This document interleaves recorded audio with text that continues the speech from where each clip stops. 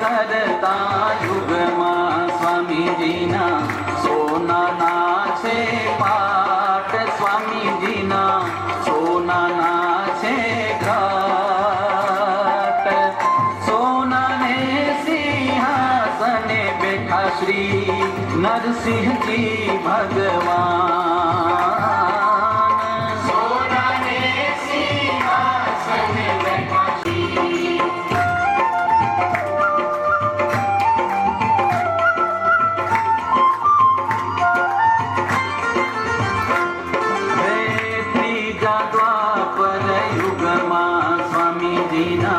ત્રાંબાના છે પાટ, સ્વામીજીના ત્રાંબાના છે ઘાટ. ત્રાંબાને સિંહાસને બેઠા શ્રી કૃષ્ણજી ભગવાન. માટીને સિંહાસને બેઠા શ્રી કૃષ્ણજી ભગવાન.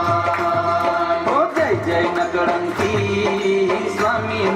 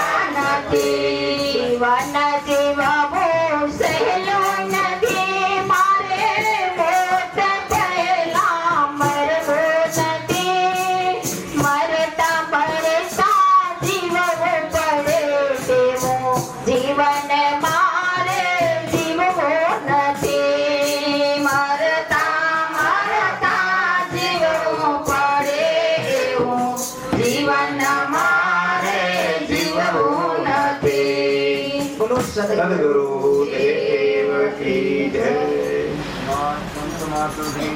માત કી જય. બહુ સરસ ભજન બોલ્યા, બહુ રાગ મસ્ત હતો, બહુ સરસ.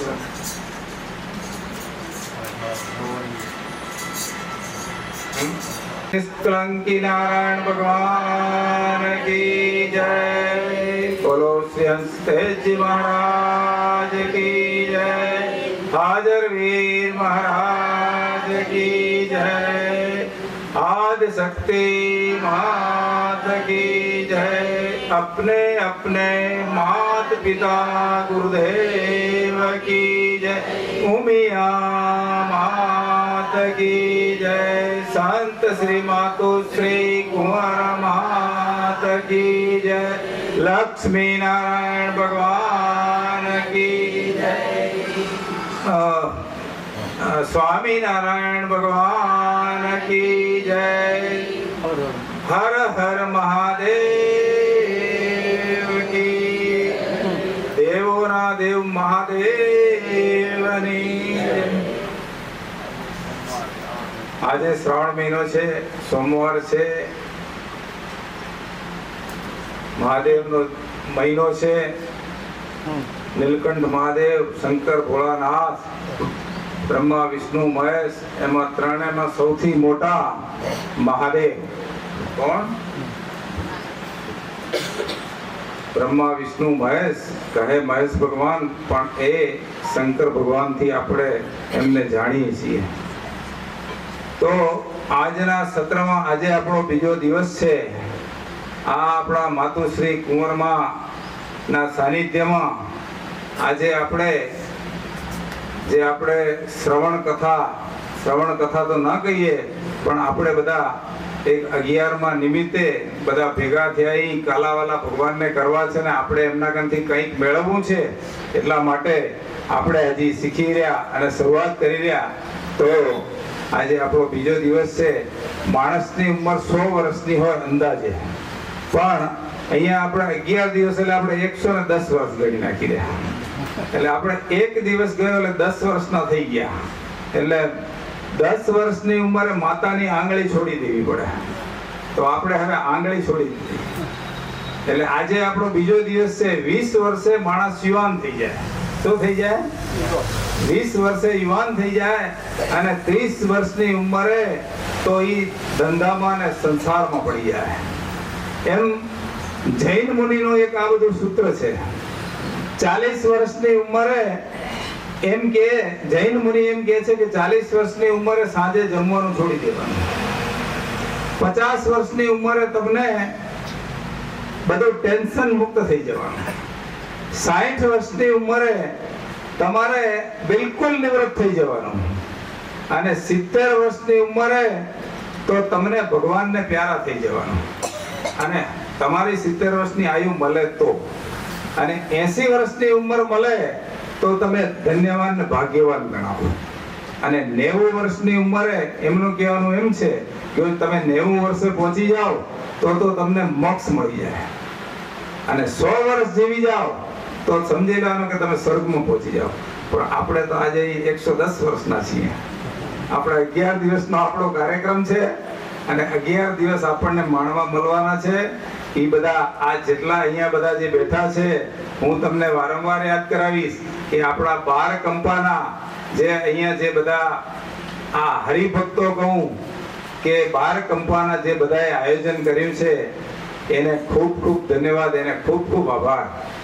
કારણ કે આ સાનિધ્યમાં આજે આપણને જે આ લાભો મળ્યો છે એ બધો તમારો પ્રતાપ છે, તમે નિમિત્ત છો। પણ આપણે અહીંયા આ માના સાનિધ્યમાં આજે કથા શ્રવણ જે કહીએ તે આપણે એના ગુણગાન ગાવા છે। હવે આપણે સતપંથ એટલે શું? સતપંથનો અર્થ શું? આપણે કહીએ ને કે સનાતન સતપંથ, તો સતનો પંથ એનો અર્થ મારા માનવા મુજબ કે સતનો પંથ એટલે સત્યનો પંથ, સત્યનો માર્ગ પકડીએ એને સતપંથ કહેવાય। આપણે સૂત્ર હમણાં એક તૈયાર કર્યું છે આપણા પ્રેરણા પીઠમાં કે ચલો સત કે પથ પર, તૈયાર કર્યું છે ને। એ આપણે એ સતના પથ પર ને ચલો સત કે પથ ઉપર ત્યાં આપણે ચાલવાનું છે।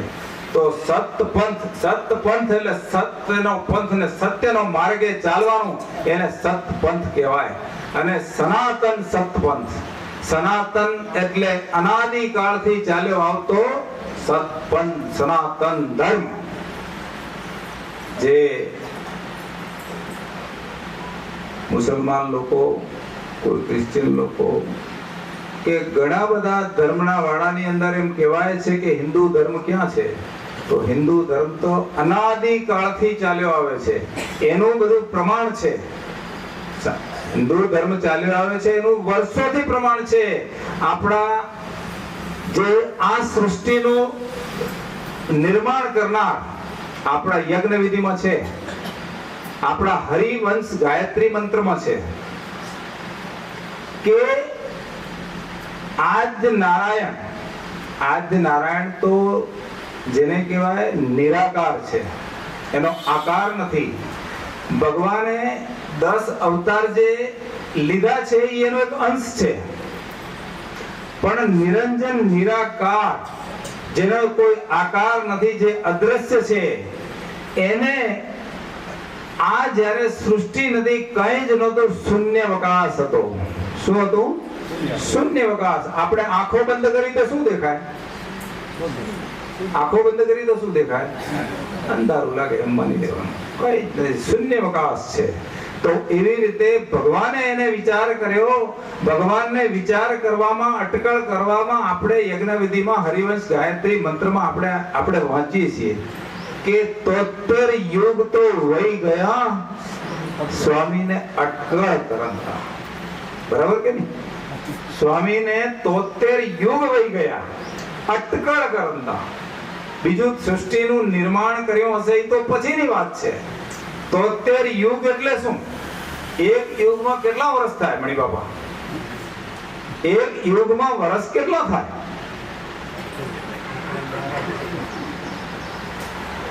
આપણે અત્યારે એમ માની લઈ કરોડો વર્ષ થાય. યુગ એટલે એનો આપણે હમણાં કોઈ પ્રમાણની પ્રૂફની જરૂર નથી. ભગવાનનું જે એની જે ગતિ ન્યારી છે ત્યાં તો આપણે ક્યારેય પહોંચી શકવાના નથી. પણ છતાં આજે આપણે એને યાદ કરીએ કે એને 73 યુગ વહી ગયા અટકળ કરંતા, તો ઈ ભગવાને કેટલું. આપણે એક દાખલો લઈ લઈએ વચ્ચે કે આ મંદિર તમે અહીંયા જે નિર્માણ કર્યું તો એના માટે તમે કેટલું કંઈક તો આયોજન કર્યું હશે ને? એમનેમાં મંદિર થયું છે.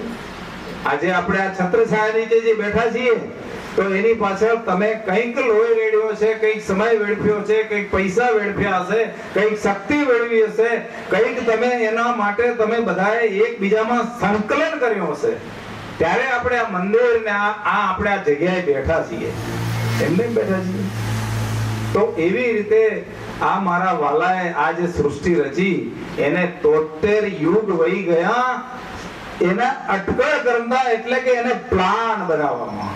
અત્યારે આર્કિટેક્ટો જે પ્લાન બનાવે ને, એક મકાનનો પ્લાન બનાવે તો એ પ્લાન બનાવવામાં એને અઠવાડિયું લાગે, 2 દી લાગે. હવે કોમ્પ્યુટર રૂપી આવે છે ઝડપી બનાવી નાખે છે.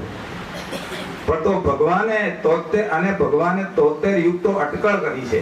અને અટકળ કરી છે એટલે એને વિચાર્યું છે કે શું કરવું. તો 73 યુગ એને વહી ગયા અટકળ કરંતા. આપણી હરિવંશ ગાયત્રી મંત્રમાં છે કે 73 યુગ અટકળ કરંતા, અને પછી એને આ સૃષ્ટિનું નિર્માણ કર્યું. અને સૃષ્ટિનું નિર્માણ કર્યું છે તો આજે ઈ સૃષ્ટિનું નિર્માણ કર્યું છે એને હજી આપણે નથી કળી શક્યા, નથી શોધી શક્યા, નથી હજી આપણે ત્યાં પહોંચી શક્યા છીએ. વિજ્ઞાનો બહુ મથ્યા છે, વિજ્ઞાન બહુ મથ્યું છે, પણ જ્ઞાનથી પાછળ વિજ્ઞાન છે. વિજ્ઞાન તો જ્ઞાનની પાછળ છે. છતાં એને જબરજસ્ત પ્રયત્ન કર્યો છે, ખૂબ પ્રયત્ન કરે છે. તો પણ છતાં એ પ્રયત્ન કરેલા પણ એને પ્રેરણા આપવા વાળો તો પાછો કોણ છે? એ જ મારો નાથ, મારો ધણી, મારો વાલો, એ જ નિરાકાર, એ જ છે ને. તો આ મારા વાલાએ જે અટકળ કરી 73 યુગ વહી ગયા, પછી એને જે આ સૃષ્ટિનું નિર્માણ કર્યું, એ સૃષ્ટિનું નિર્માણ કર્યું એમાં એને કોઈ વસ્તુની કમી નથી રાખી. એને મનુષ્યનું સર્જન કરવાનું હતું તો મનુષ્યને જેટલી જરૂર પડે એટલું એને પ્રથમ ભૂમિકા, આપણે કહીએ ને કે પૂર્વ તૈયારી, આપણે અહીંયા આજે સત્સંગ કરવો તો આપણે 11 દિવસનું આયોજન કરવું તો આપણે કેટલો બધો પ્લાનિંગ કર્યો છે. એના માટે જમણવાર કરવો પડશે, બેસવા માટે ગાદલા જોઈશે, આપણે લાઈટ જોઈશે, પંખા જોઈશે, આ બધું આપણે આયોજન કર્યું ને.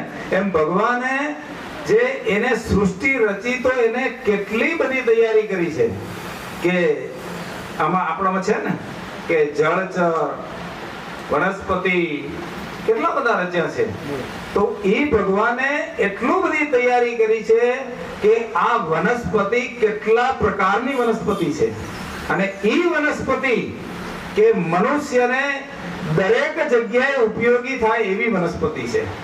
તમે કોઈ પણ વનસ્પતિ લઈ લો, આપણને કામ લાગે ને એમાંથી કંઈક આપણને આપણા શરીર માટે ઉપયોગી થાય એ વનસ્પતિ છે કે નથી?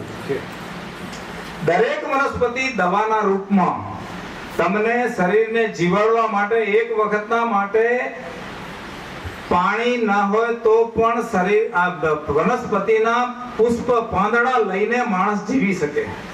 એ આ મારા વાલાએ નિર્માણ કર્યું છે. તો આ આપણા નિરંજન નિરાકારે સૌપ્રથમ જે એને પૃથ્વી બનાવી, જળ બનાવ્યું, આ સૃષ્ટિની રચના કરી. આપણે એમ કહીએ કે આ સૃષ્ટિનો રચનારો, આ સૃષ્ટિનો ઘડનારો, એને આપણે હોદી રહ્યા. બરોબર છે કે નહીં? આપણે એને હોદી રહ્યા. બહુ જ જેને કહેવાય ઊંડા વિચારથી કરીએ તો ખરેખર એને તો લાખ લાખ કરોડો નહીં પણ એના કોઈ ગણતરી જ ન થાય એવો આપણે એનો ઉપકાર માનવો પડે કે એને જે આપણા માટે શું તૈયારી કરી છે કે મારા આ બધા મારા બાલુડા કઈ કે જે આપણે સ્વરૂપ નામ આપીએ એને ખબર હતી કે આ બધાને શું જોઈશે ને શું નહીં જુએ.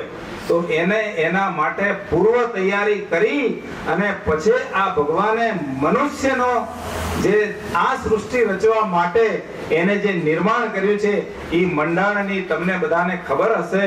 પણ છતાં આપણે આ સત્સંગ રૂપી એમાંથી કંઈક મેળવી અને કંઈક જાણવું છે આપણે.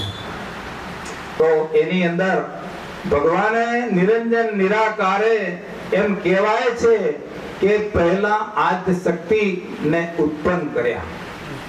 બરાબર છે ને? મુખી બાપા મારી ક્યાંય ભૂલ પડતી હોય તો કહેજો. હું જેને કહેવાય તમને કાલની જેમ ફરી યાદ કરાવું, હું તમારો દીકરો છું, હું નાનો છું, હું કોઈ સંત નથી, હું કોઈ વ્યાસપીઠ ઉપર બેઠો એવો નથી, અને હું તો આજે તમારી કાન શીખવા આવ્યો છું. તો મારી સમજણ પ્રમાણે નિરંજન નિરાકારે જે આદ્ય શક્તિને પેદા કર્યા છે. તો એને શક્તિને જે પેદા કર્યા એટલે એને તો એના નિર્માણની ખબર હતી કે મારે આ સૃષ્ટિ રચી અને શું કરવું ને કેમ કરવું. એને તો 73 યુગ વહી ગયા છે એને અટકળ કરવામાં. તો 73 યુગ વહી ગયા, એમાં એને બધું જ એનો પૂર્વ પ્લાનિંગ તૈયારી હતી મારા નાથની. તો આદ્ય શક્તિ માને એને જે એમ કહેવાય છે કે એને ઉત્પન્ન કર્યા, પેદા કર્યા, એને જેને કહેવાય આ સજીવન સર્જન કર્યા, આપણે સર્જન કર્યા કહેવાય. તો આદ્ય શક્તિ માને સર્જન કર્યા અને પછી આ મારા વાલાને એને આ જે સૃષ્ટિ રચી છે જેને કહેવાય જળચર, ભૂમિચર, જેમ કહેવાય ને કે હવાઈ માર્ગ, ભૂમિ માર્ગ અને નૌકાદળ એટલે જળ પ્રવાહ. તો એવી રીતે આપણા સરકારે જે 3 પ્રકારની સૈન્ય રાખ્યા છે ને એમ ભગવાને 3 પ્રકારના સૈન્ય જ રાખ્યા છે અને 3 પ્રકારના એને સિસ્ટમ ઘડી છે. આકાશ, પાતાળ અને આ પૃથ્વી લોક. 3 છે ને, આકાશ, પાતાળ ને પૃથ્વી આપણે કહીએ ને. તો 3 જગ્યાઓ છે. પણ આપણે મનુષ્ય અત્યારે ભલે એની પાછળ લાગ્યો છે, વિજ્ઞાન લાગ્યું છે, શોધીને એને અથાગ પ્રયત્ન કર્યા છે, પણ હજી ત્યાં પહોંચી શક્યા નથી અને પહોંચી શકવાના પણ નથી. આજની સરકાર એમ કે, આજની વિજ્ઞાન એમ કે ચંદ્રલોકમાં જી આવ્યા, સૂર્યલોકમાં નહીં પણ ચંદ્રલોકમાં જી આવ્યા કે. પણ એ ચંદ્રલોકમાં જઈને આવે ને ક્યાં જઈને આવે તે તો આપણે ભગવાન જાણે. હવે ભલે ચંદ્રલોકમાં જઈ આવ્યા હશે કારણ કે આપણે માનવાનું છે, પણ આપણે એટલું તો નક્કી જ કહીએ કે ભગવાનની ગતિ ન્યારી, એમાં બધું આવી જાય. એની ગતિને જો પામી શકીએ તો પછી એની પૂછા કોણ કરે, એને યાદ કોણ કરે? તો એવી રીતે ભગવાને આકાશ, પાતાળ ને પૃથ્વી 3 લોક એને તૈયાર કર્યા છે. અને એ 3 લોકની અંદર આપણને હવે એ ખબર નથી કે ભગવાને કયા જીવ પહેલા ઉત્પન્ન કર્યા ને કયા જીવ પછી ઉત્પન્ન કર્યા. એ મારા વાલાને ખબર છે. આપણે એની પાછળ જો અથાગ પ્રયત્ન કરીએ તો કદાચ આપણને મળે પણ ખરું, પણ શક્ય તો નથી. મારા નાથની જો ગમે એમ કરીને કાલાવાલા કરી તો કંઈક આપણને પ્રેરણા મળે. તો નિરંજન નિરાકારે જે અદ્રશ્ય આપણી શક્તિ છે, ભગવાન કહીએ કે એને જે કહીએ તે, એને આદ્ય શક્તિને જે સર્જન કર્યું, આદ્ય શક્તિનું સર્જન કર્યા પછી એમને મારા ખ્યાલથી બ્રહ્માને પેદા કર્યા. બરાબર છે ને? એને બ્રહ્માનું સર્જન કર્યું. બ્રહ્મા નામ ભલે પછી આપવામાં આવ્યું છે, પણ ભગવાને એક પુરુષ, દેવ, દૈવી શક્તિ જે કહીએ તે એમનું એમને સર્જન કર્યું. એ સર્જન કર્યું પછી ભગવાને એને આદેશ કર્યો કે આ શક્તિને તમારે વરવાનું છે. નિરંજન નિરાકારે એમને આદેશ કર્યો કે તમારે આમને વરવાનું છે. તો બ્રહ્માજીએ ના પાડી કે એ તો દેવી શક્તિ કહો કે એમને મા રૂપ કીધું છે, તો એમને મારાથી વરાય નહીં. તો બ્રહ્માજી માટે બ્રહ્માજીએ ના પાડી દીધી. પછી એ નિરંજન નિરાકારે વિષ્ણુનું સર્જન કર્યું. અને વિષ્ણુ ભગવાનનું જ્યારે સર્જન કર્યું ત્યારે એમને પણ ભગવાને એ જ આદેશ કર્યો કે તમારે એમને વરવાનું છે. તો વિષ્ણુ ભગવાને પણ એમને જેને કહેવાય એમને પણ મના કરી દીધી, ના પાડી દીધી કે ત્યાં મારું કામ નથી. પછી એ દીનાનાથ નિરંજન નિરાકારે શંકર ભગવાનનો, મહેશ ભગવાનની ઉત્પત્તિ જ્યારે કરી, એટલે એ શંકર ભગવાનને જ્યારે એમને ઉત્પન્ન કર્યા, એમનું સર્જન કર્યું, ત્યારે એમને આદેશ કર્યો અને શંકર ભગવાનને આદેશ કર્યો કે તમારે એમને વરવાનું છે. ત્યારે શંકર ભગવાને પહેલો એમને એ પૂછ્યું કે આ બે રાખની ઢગલી સાની છે? કારણ કે મારા વચ્ચે કહેવાનું રહી ગયું કે બ્રહ્માજી અને વિષ્ણુ ભગવાનને જ્યારે ઉત્પન્ન કર્યા પછી એમને જે ના પાડી, પછી એમને શ્રાપ આપ્યો કે એમને જે એમના જેને કહેવાય તેજથી એમને રાખની ઢગલી બનાવી દીધી હતી. તો એ બે રાખની ઢગલી પડી હતી. અને મહેશ ભગવાન એટલે શંકર ભગવાનને જ્યારે સર્જનહાર કર્યું ત્યારે એમને જ્યારે આદેશ કર્યો ત્યારે એમને જે આદ્ય શક્તિને વરવાનું કહ્યું ત્યારે શંકર ભગવાને એમ કીધું કે હું વરું એક શરતે. કોને? આદ્ય શક્તિ માને કીધું કે તમે 108 વખત તમે અગ્નિમાંથી પસાર થાવ પછી હું તમારે વરું, એમ કહેવામાં આવ્યું છે શાસ્ત્રો પુરાણની અંદર, અને હું સમજુ છું ત્યાં સુધી.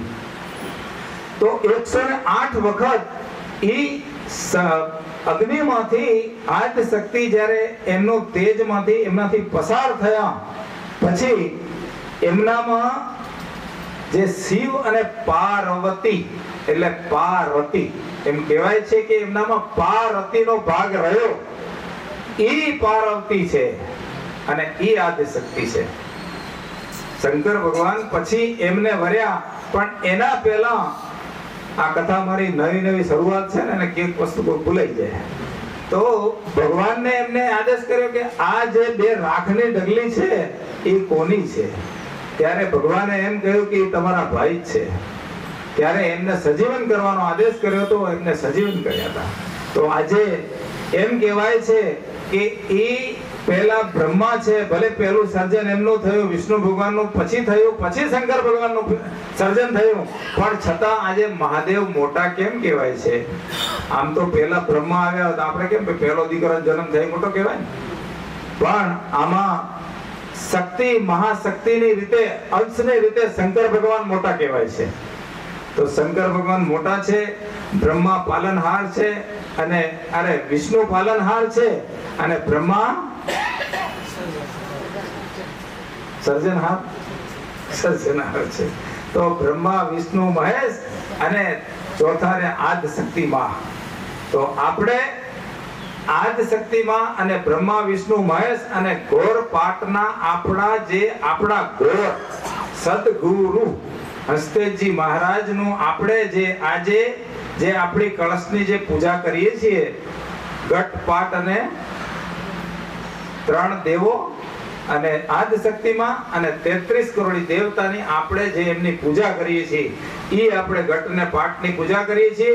અને નિષ્કલંકી નારાયણ એટલે કે કલ્કી અવતાર ભગવાન જે અવતાર લેવાના છે, જે નિરંજન નિરાકાર, એની આપણે એડવાન્સમાં કે પૂર્વ વહેલી તૈયારી કરીને આપણને ખબર છે કે મારો સાહેબો ઉત્તર દિશાએથી સાહેબો આવશે, એની આપણે આજે પૂજા ઘટ ને પાટની પૂજા કરીએ છીએ. બરાબર છે કે નહીં? તો આપણે આ ઘટ પાટ અને દેવ બ્રહ્મા વિષ્ણુ મહેશ અને આદ્ય શક્તિ માની 33 કરોડ દેવતાની આપણે જે પૂજા કરીએ છીએ, એ પૂજાનું મહત્વ ઈ છે. તો આપણો જે ભગવાનનો જે આપણો પેલો જે હતો ને કે 73 યુગ વહી ગયા ભગવાનને અટકળ કરંદા, એમાં ભગવાને કેટલા બધા જેને કે સર્જનહાર કર્યા હતા. કઈ જ નહોતું, પવન નહીં, પાણી નહીં, વમળ નહીં, પર્વત નહીં, ગિરુ નહીં, સ્વર્ગ નહીં, કૈલાસ નહીં, મેરુ નહીં, મેખલા નહીં, સ્વર્ગ નહીં, નર્ક નહીં, મૃત્યુ નહીં, પાતાળ નહીં, મેઘ નહીં, મંડળ નહીં, રેણી નહીં, દિવસ નહીં, શૂન્ય નહીં, મરણ, સૃષ્ટિ નહીં, સંયોગ નહીં, ભાવ નહીં, ભયંકર નહીં, રૂપ નહીં, રેખા નહીં, વાસા નહીં, કદમ નહીં, રીત નહીં, કરિત નહીં, યુદ્ધ નહીં, યુક્તિ નહીં, શક્તિ નહીં, મોહ નહીં, માયા નહીં, ભાવ નહીં, ભક્તિ નહીં, કઈ જ નહોતું. એ 73 યુગ વહી ગયા. જે મેં કહ્યું ને એમ ભગવાનને 73 યુગ એમાં વહી ગયા હતા.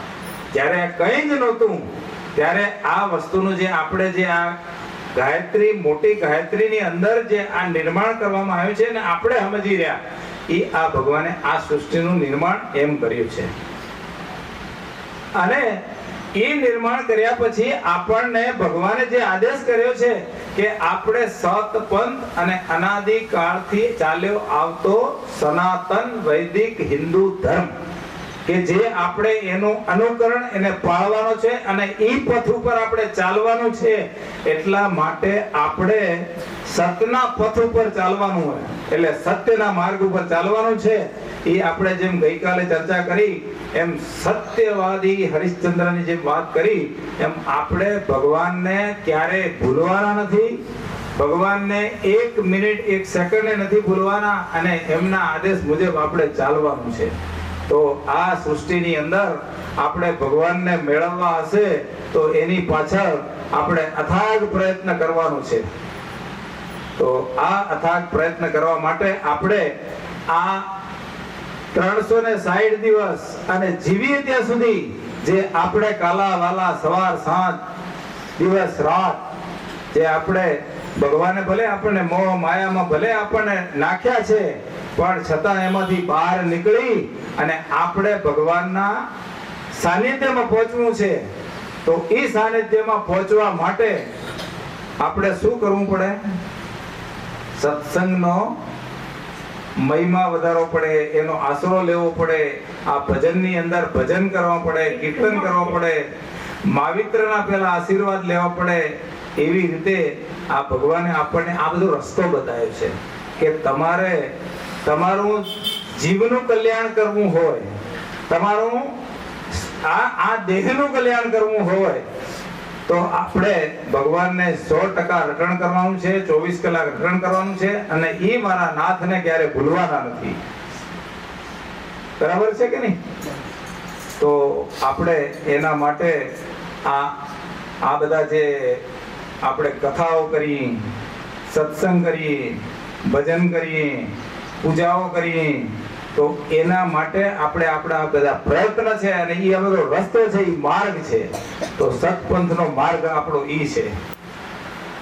હવે આજે આપણે આ બીજા દિવસનું સત્ર છે. જેમ કહેવત છે ને કે આ બધું જે ભગવાને જેમ આપણને જે આ શું કહેવાય, ભગવાને આપણને આ સત્માર્ગે જે ચાલવાનું કહ્યું છે, એમ આપણે જે આ બધું નિર્માણ કરીએ છીએ, તો આ આપણું જે આયોજન કર્યું છે એ આયોજન કર્યું છે.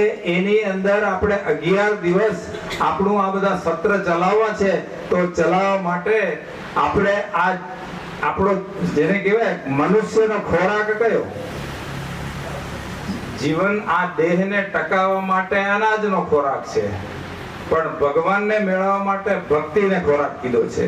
એનું ભગવાનનું નામ લેવું, રટણ કરવું, સત્સંગ કરવો, પૂજા કરવી, એને યાદ કરવા, એના કીર્તન કરવા, એનો ખોરાક કયો છે. પણ આ દેહને ટકાવવા માટે શું જોઈશે? ભગવાને જે આપણું આ જે પંચદેવનું પૂતળું એમ કહેવાય ને, પંચદેવનું પૂતળો, પંચ તત્વનો આ દેહ બનાવ્યો છે. જેની અંદર શું છે? પાણી છે, માટી છે, અગ્નિ છે, વાયુ છે, અને પાંચમું એવા 5 તત્વનો જે આ દેહ બનાવ્યો. અને મારા વાલાએ જે આ 5 તત્વનો દેહ આપી અને આપણને જે આ દેહ આપ્યો છે, એ દેહની કિંમત ગણીએ તો કેટલી છે? અમૂલ્ય છે. એની કિંમત ના ગણાય. એની કિંમત તો જેના આ આપણે કહેવાય ને કે શેર માટેની ખોટ છે. આપણે આપણા સંસારિક જીવડા એમ કહીએ છીએ ને કે મારા ઘરે શેર માટેની ખોટ છે. એને એક પ્રતીક કહેવાય છે, શેર માટેની ખોટ છે. પણ એ શેર માટેની એની આપણે અંગ્રેજીમાં વેલ્યુ કહી, ગુજરાતીમાં એને કિંમત કહી. એ અમૂલ્ય છે. એની કરોડો અબજો જેની એની કિંમત અંકાય જ નહીં. અમૂલ્ય છે. પણ એ કોને અહેસાસ થાય અને કોને અનુભવ થાય? કે જેને ખોટ હોય એને. સાચી વાત છે કે નહીં? આ જીવનની અંદર આપણો આ 100% જેને કહેવાય આ શરીર, પૂર્ણ શરીર જો ભગવાને આપ્યું હોય, જન્મતાની સાથે જો પૂર્ણ દેહ તમને મળે, એની અંદર માની લો કે 1 આંગળી ભગવાને ઓછી આપી હોય તો એની વેલ્યુ સર્જાય. અને આપણે એવા દાખલા જોઈએ છીએ, પણ એની પાછળ ઘણા કારણ હોય છે કે શા માટે ભગવાનને ઘરે ખોટ છે. કહેવાય છે એમ કે ભગવાનને ઘરે કોઈ ખોટ નથી. ભગવાનને ઘરે શું ખોટ છે? ઈ મારા વાલાને ઘરે ખોટ નથી, પણ ઈ ખોટ ક્યાં નડે છે? ઈ આપણી પોતાના કર્મ નડે છે. ફક્ત 2 જ અક્ષરનું નામ છે કર્મ. પણ કર્મની અંદર તો આખું બધું જીવન સમાયેલું છે. આપણે ઘણી વખત એમ કહીએ હવ ના કર્મ ભોગવશે. એ શા માટે આપણે કહીએ છીએ? કે બધાને ખબર છે કર્મ તો દરેકને છોડશે નહીં, અને કર્મ દરેકને ભોગવવું પડશે. ડોક્ટર કને જઈ કઈક બીમારી થાય એટલે તમને એમ કે જે તમે આપણા શરીરની અંદર જે નડતર થાય એ ડોક્ટર આપણને ના પાડે કે આ વસ્તુ તમે લેતા નહીં. તો ડોક્ટર એમ કે આ વસ્તુ લેશો તો તમને નડશે ને નડશે, અને નહીં લેવો તો તકલીફ નહીં પડે. ડોક્ટરને ઈ શરીરનું આ આપણી કાયા, આ જે આપણા પૂર્જા છે, આ આપણે ભગવાને જે સ્વદેહ આપ્યો છે, એના વિશે વિજ્ઞાન થ્રુ અને જ્ઞાન થ્રુ ઈ ભણ્યા છે. એટલે એને ખબર છે કે આ શરીરની શું વેલ્યુ છે, આ શરીરમાં શું જરૂરિયાત છે, શું જરૂરિયાત નથી, અને આ શરીરને શું ખાવાથી અને શું નડે છે એ ડોક્ટરોને ખબર છે. એટલા માટે આપણને આદેશ કરે છે અને સૂચના આપે છે કે લીલું મરચું તમારે ખાવું નહીં. શું કામ?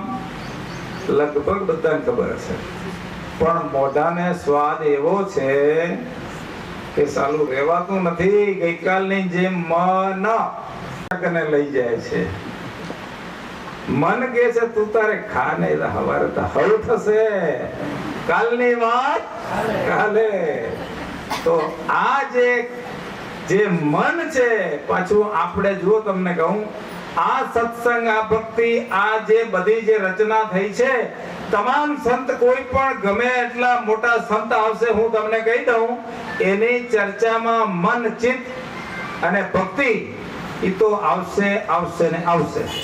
કારણ કે એના વગર આ સત્સંગ નથી. એના વગર આજ આપણે કહીએ કે આ સત્સંગ, આ ભજન, આ ભક્તિ એ અમુક શબ્દોથી જ વણાયેલો છે, પણ એને રૂપાંતર કરીને કહેવાની આખી સિસ્ટમ અલગ હોય છે. બાકી દરેક સંત તમને ગમે તે માધ્યમથી ગમે તે રીતે દરેકની શક્તિ ભગવાને અલગ આપી છે. તમને અલગ આપી છે, મને અલગ આપી છે. સમજવાની શક્તિ દરેકને ભગવાને અલગ અલગ આપી છે. પણ આપણે એમાંથી ગમે એમ કરીને એને ઉજાગર કરવી છે, એને કાઢવી છે. એ આપણે જન્મીએ તો એમ કહે ને કે માણસ કોરી સ્લેટ લઈને જન્મે છે. એમાં લખાવે કોણ?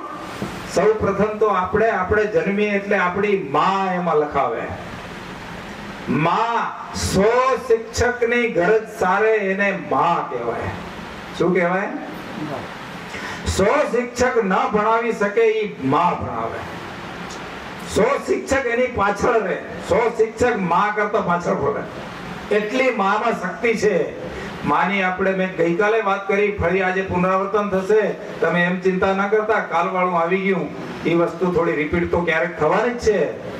જેમ આપણે માની આરતી કરી તો આપણે રિપીટ જ કરી. પહેલા જ દિવસે આરતી ઉતારી તો 11 ઘરની અંદર જો શિષ્ટાચાર ન હોય, સંયમ ન હોય, વિવેક ન હોય તો ઘર નરક. વાંચ્યું તું મેં. તમે તલોજા ઓવરબ્રિજ બને છે ત્યાંથી આમ બસ સ્ટેશન બાજુ જાઓ એટલે ડાબા હાથે એક મકાનમાં લખેલું છે, ઘર એક મંદિર છે. તો સભ્ય ઘરના હોય એ બધાએ એમાં ફાળો આપવો પડે.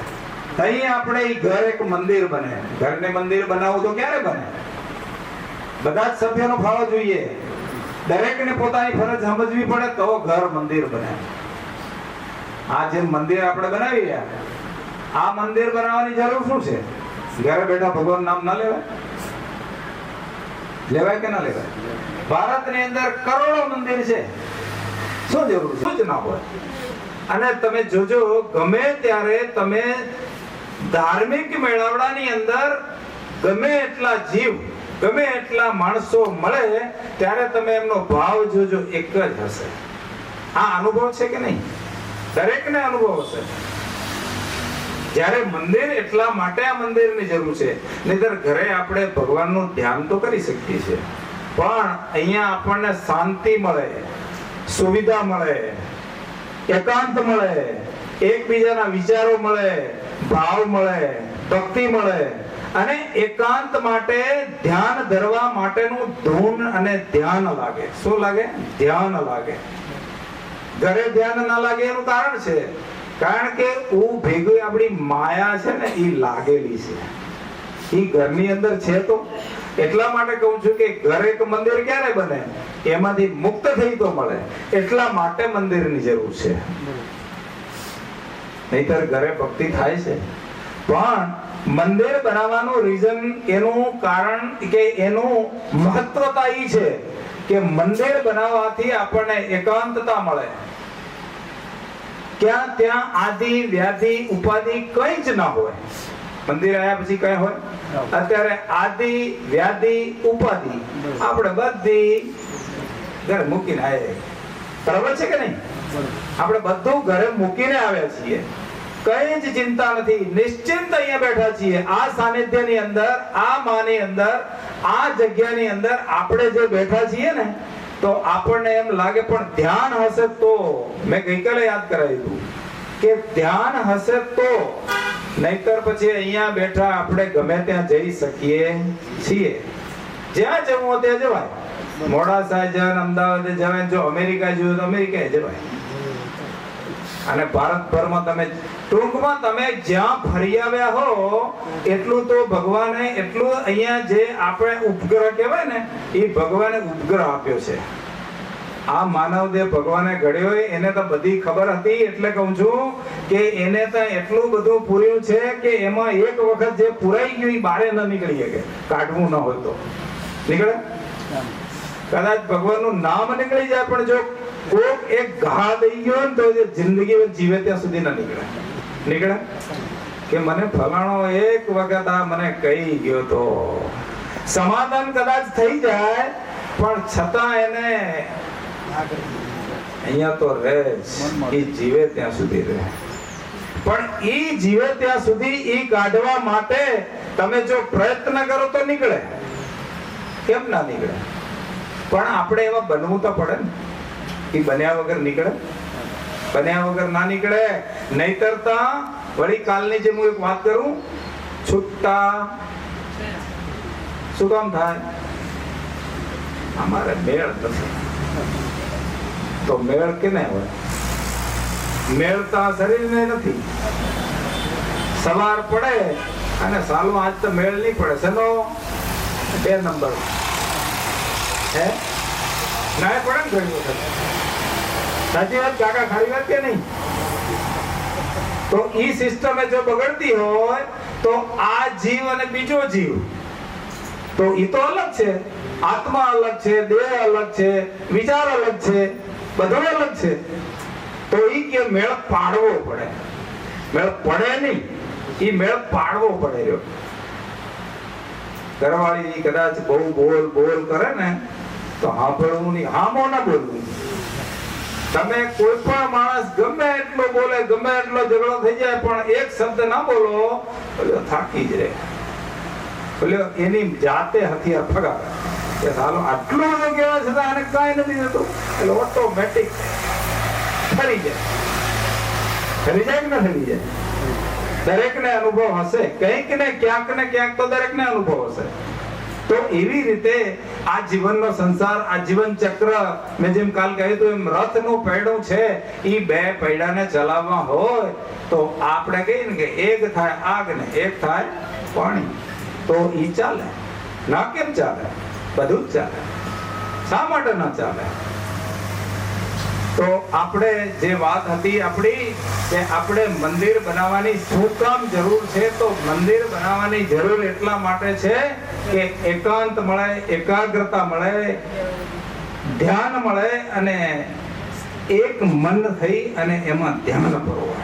એટલા માટે મંદિરની જરૂર છે. મંદિર તો ભારતની અંદર અસંખ્ય મંદિર છે અને ભારતની અંદર અસંખ્ય ભગવાન પણ છે. સાચી વાત કે ખોટી વાત?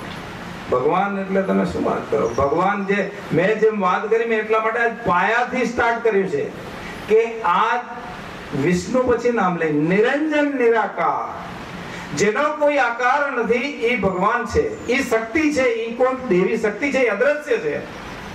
હું આ સમજુ છું. તમે જે સમજતા હો તે હું આ સમજુ છું.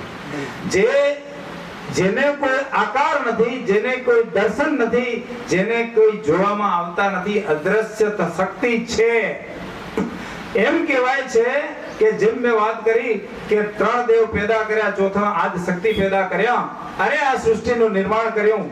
એવી રીતે ભગવાને 10 અવતાર પણ લીધા છે અને 10 અવતારમાં અંશ છે. જે મેઇન કહેવાય છે જે ઈ નથી એમાં. આ બધા દેવો છે. મચ્છા, કચ્છા, વ્યારા, નરસિંહ, વામન, પરશુરામ, રામ, કૃષ્ણ, બુદ્ધ અને કલ્કી, નિષ્કલંકી ભગવાનનો જે અવતાર થવાનો છે, એ 10મા અવતાર તરીકે 10મા ભગવાનને જે ભગવાન એનો અવતાર લેવાના છે એની આપણે રાહ જોઈ રહ્યા અને એની આપણે પૂજા કરી રહ્યા. તો એ નિરંજન નિરાકાર છે, એ તો અદ્રશ્ય જ છે. એમને 10 અવતાર એમને મૂક્યા છે આ પૃથ્વી ઉપર, બ્રહ્મા, વિષ્ણુ, મહેશ અને આદ શક્તિને આ સૃષ્ટિનું નિર્માણ કરવા માટે મોકલ્યા છે. અને આ સૃષ્ટિ બનાવી છે ભગવાને. સૃષ્ટિ બનાવી અને પછી આ મનુષ્ય દેહ બનાવ્યો અને કેટલા બધા પશુ પંખી કહે છે ને કે 84 લાખ 84 એટલે 84 લાખ તમે લિસ્ટ બનાવો.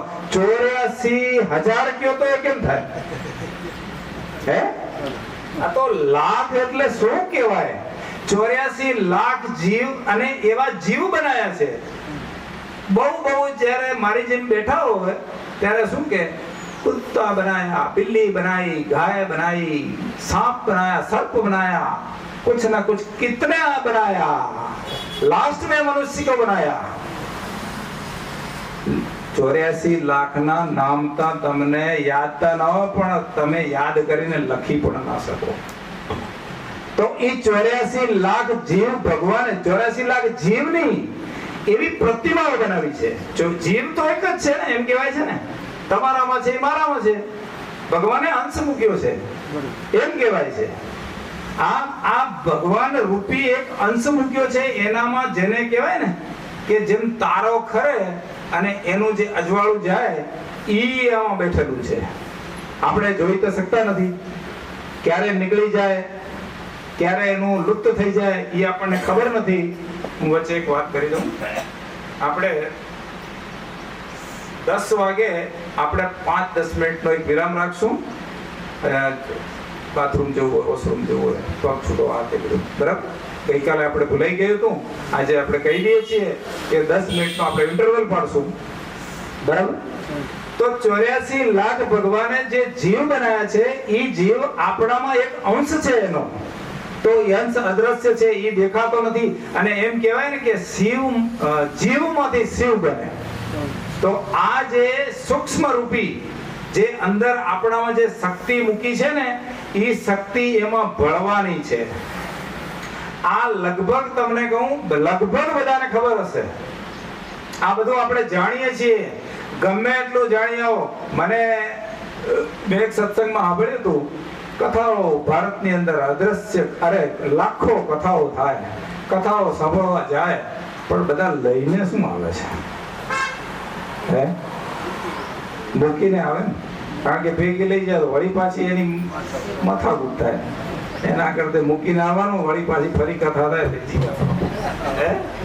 એટલે આ બધી ભારતની અંદર અસંખ્ય કરોડો કથાઓ થાય છે, પણ ખરેખર તમને કહું કે ભગવાને જે આ નિર્માણ કર્યું છે એને ખરેખર મનુષ્ય પામી શકતો નથી.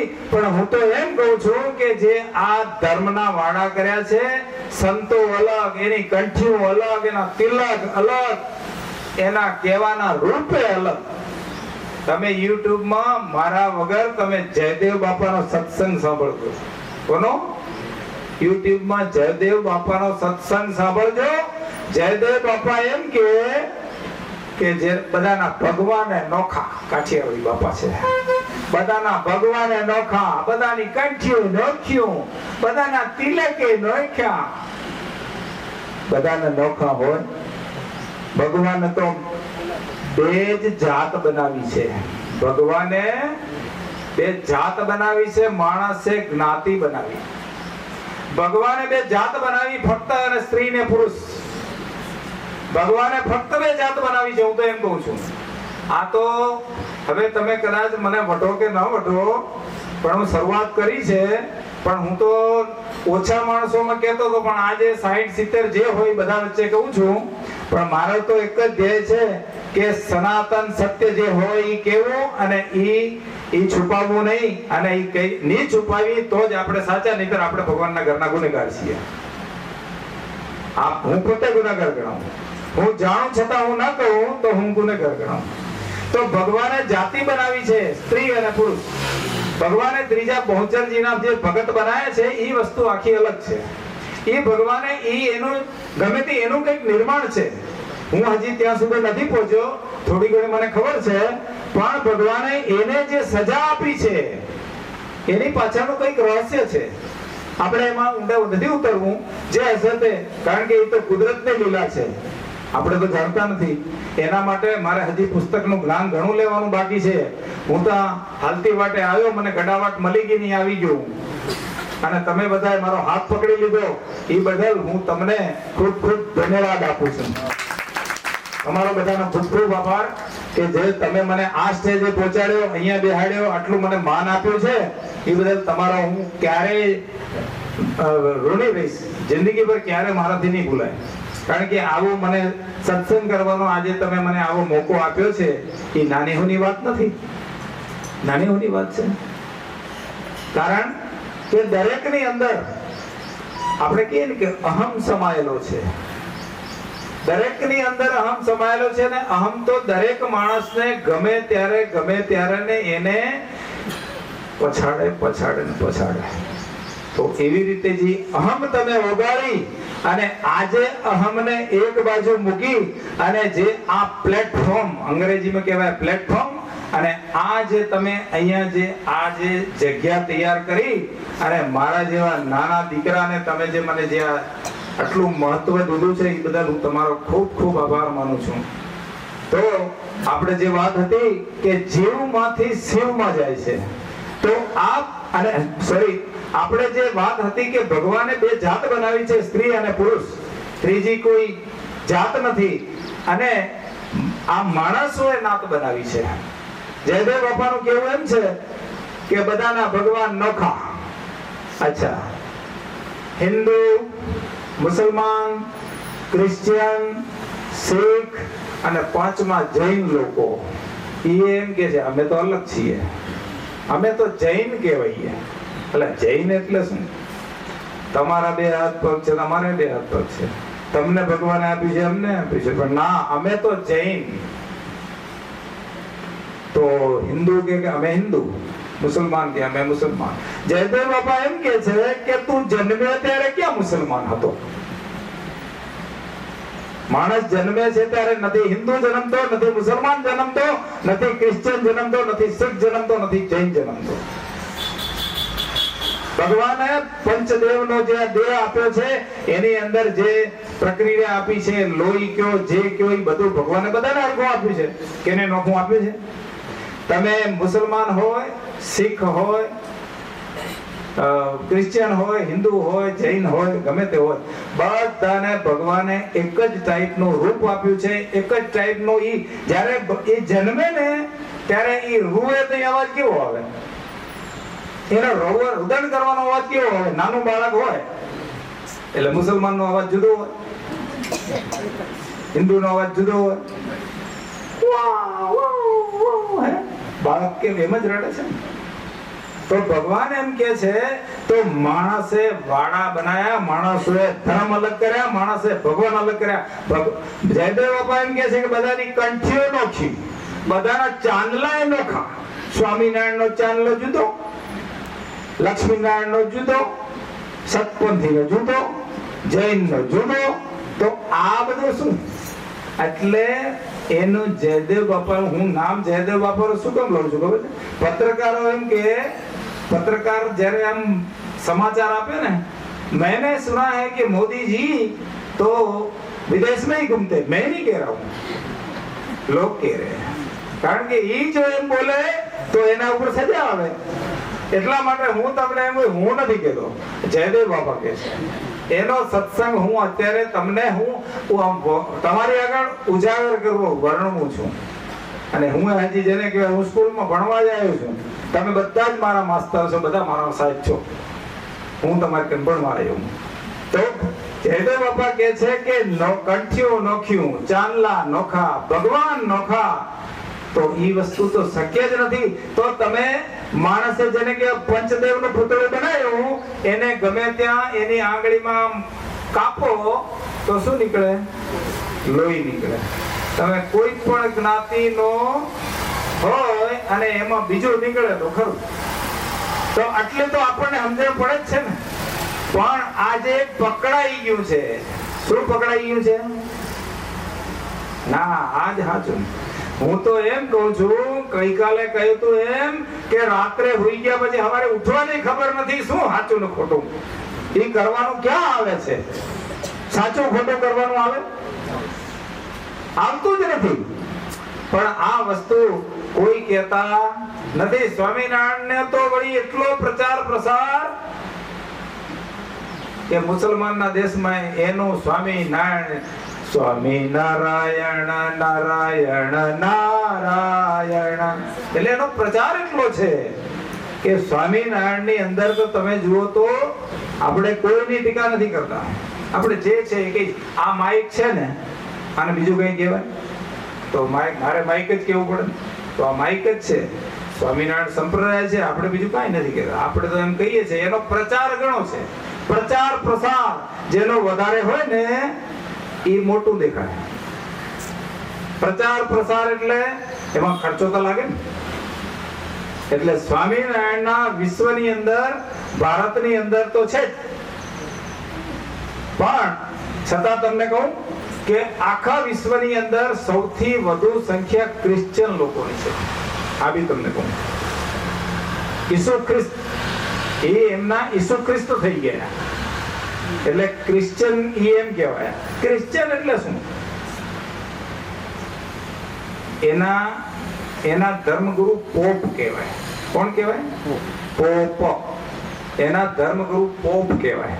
આપણા ધર્મગુરુ આપણે ગુરુ કઈ, આપણા ગાદીપતિ કઈ, હિન્દુના ધર્મમાં આપણે એ રીતે કહીએ. મુસલમાનના ધર્મગુરુ એના જે હશે એને મૌલવી કહેતા હોય છે, કે છે. તો એવી રીતે જૈનના ગુરુ, જૈનમાં પાછા બે ભાગ છે, શ્વેતંબર અને દિગંબર.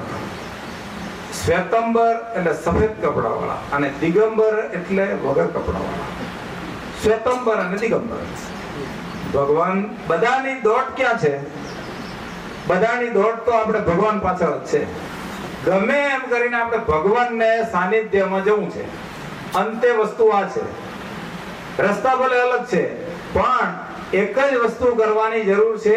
હું તો એમ કહું છું, દુનિયામાં દરેક માણસે એક કરવાની જરૂર છે, કોઈ વાદ વિવાદમાં ના પડો. કોઈ વાદ વિવાદમાં ના પડો. તમને જે ઈચ્છા હોય એ જમો. આપણે જમવાનું બને સમૂહમાં, ઘરે બને એ સમૂહમાં જ કહેવાય. એક જ વ્યક્તિનું જમવાનું બને એ વસ્તુ અલગ છે, પણ 8 જણનું બને, 6 જણનું બને, 50 જણનું બને, 200 માણસનું બને, તો એ સમૂહમાં બને કહેવાય. તો સમૂહની રસોઈ બને એમાં દરેકને પોસાય એવી રસોઈ હોય ના? તો તમને તમારી યોગ્ય લાગે, તમને અનુરૂપ હોય, તમને પોસાય, તમને માફક આવે એ રસોઈ લેવાય. બાકીને આપણો ત્યાગ કરવો પડે. બનાવ્યું એટલું ખાઈ જ જવું એવું ક્યાં જરૂરી છે? એવું બી બને છે. વચ્ચે એ વિષય લઈ લઈ, લગ્ન પ્રસંગમાં કોક 28 આઈટમ રાખે, એટલે લગભગ માણસનો જીવ તો કેવો છે રે. સાલું એને લગ્નમાં બોલાય, આવડો બનાવે તો સાલું કાંક તો કરવું પડે. એનું તો જે કરો, પણ તમારું શું થશે? આપણું શું થાય? ચાલવા દીધો હોય કે વસૂલ તો કરવો પડે.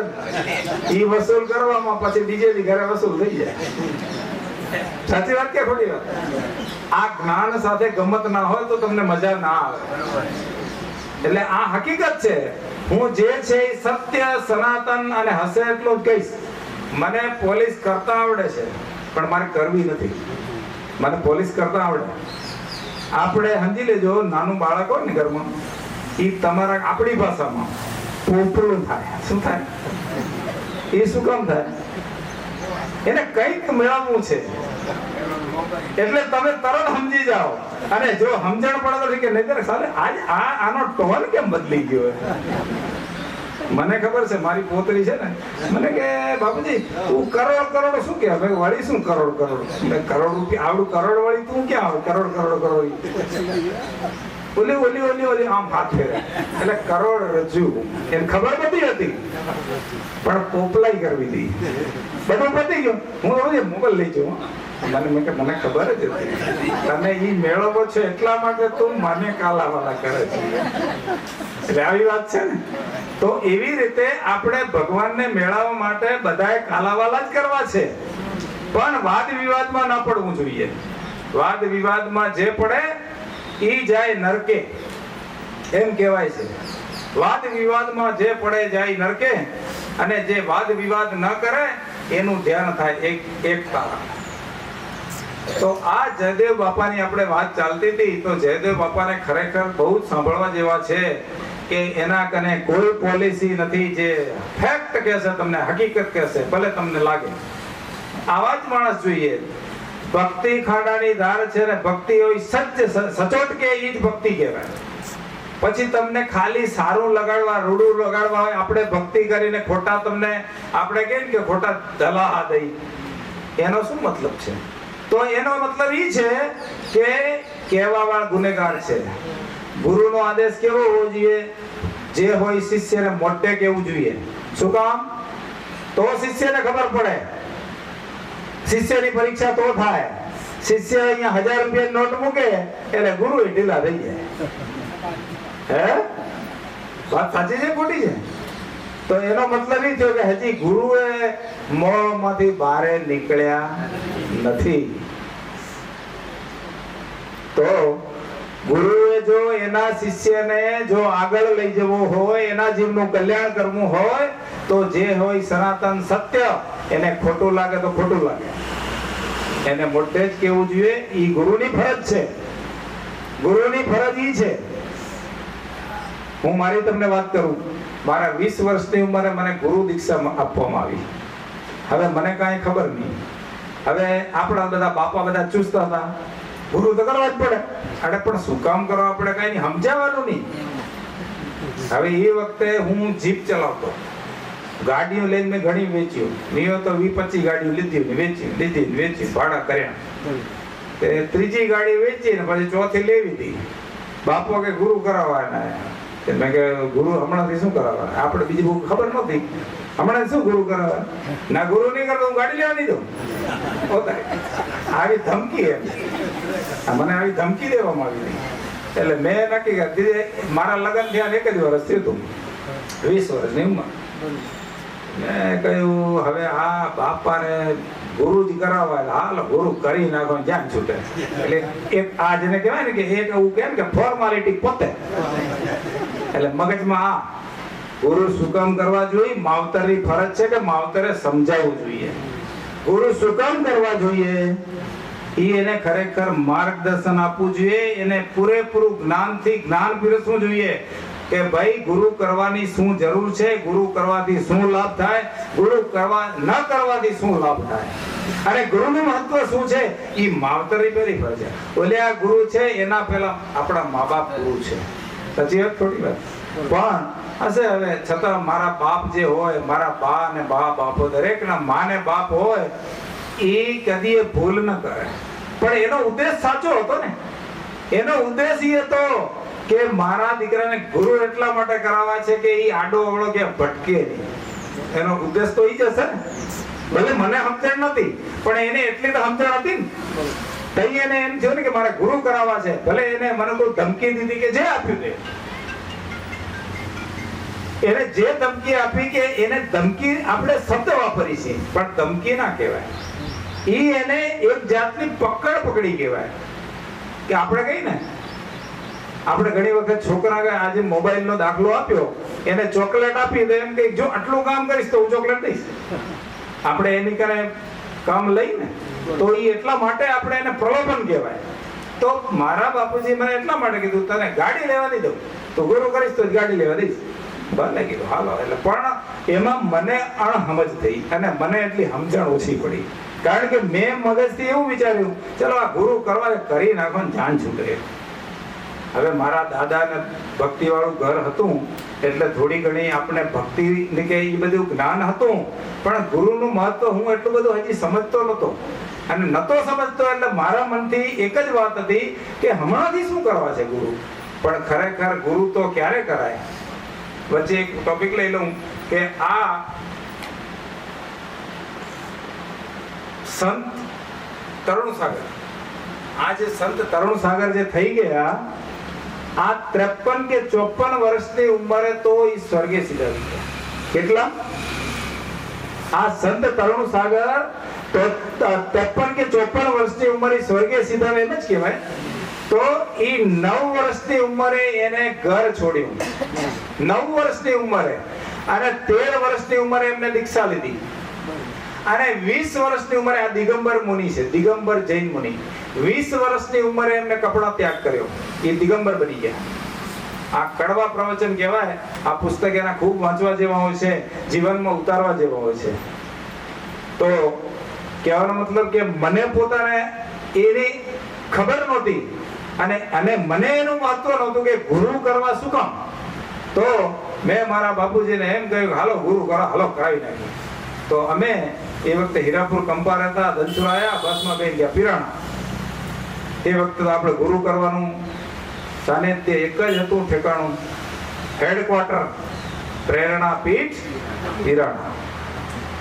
અત્યારના જે ગાદીપતિ છે ને એ અમારા ગુરુભાઈ જ છે, કદાચ કોઈ ખબર ના હોય.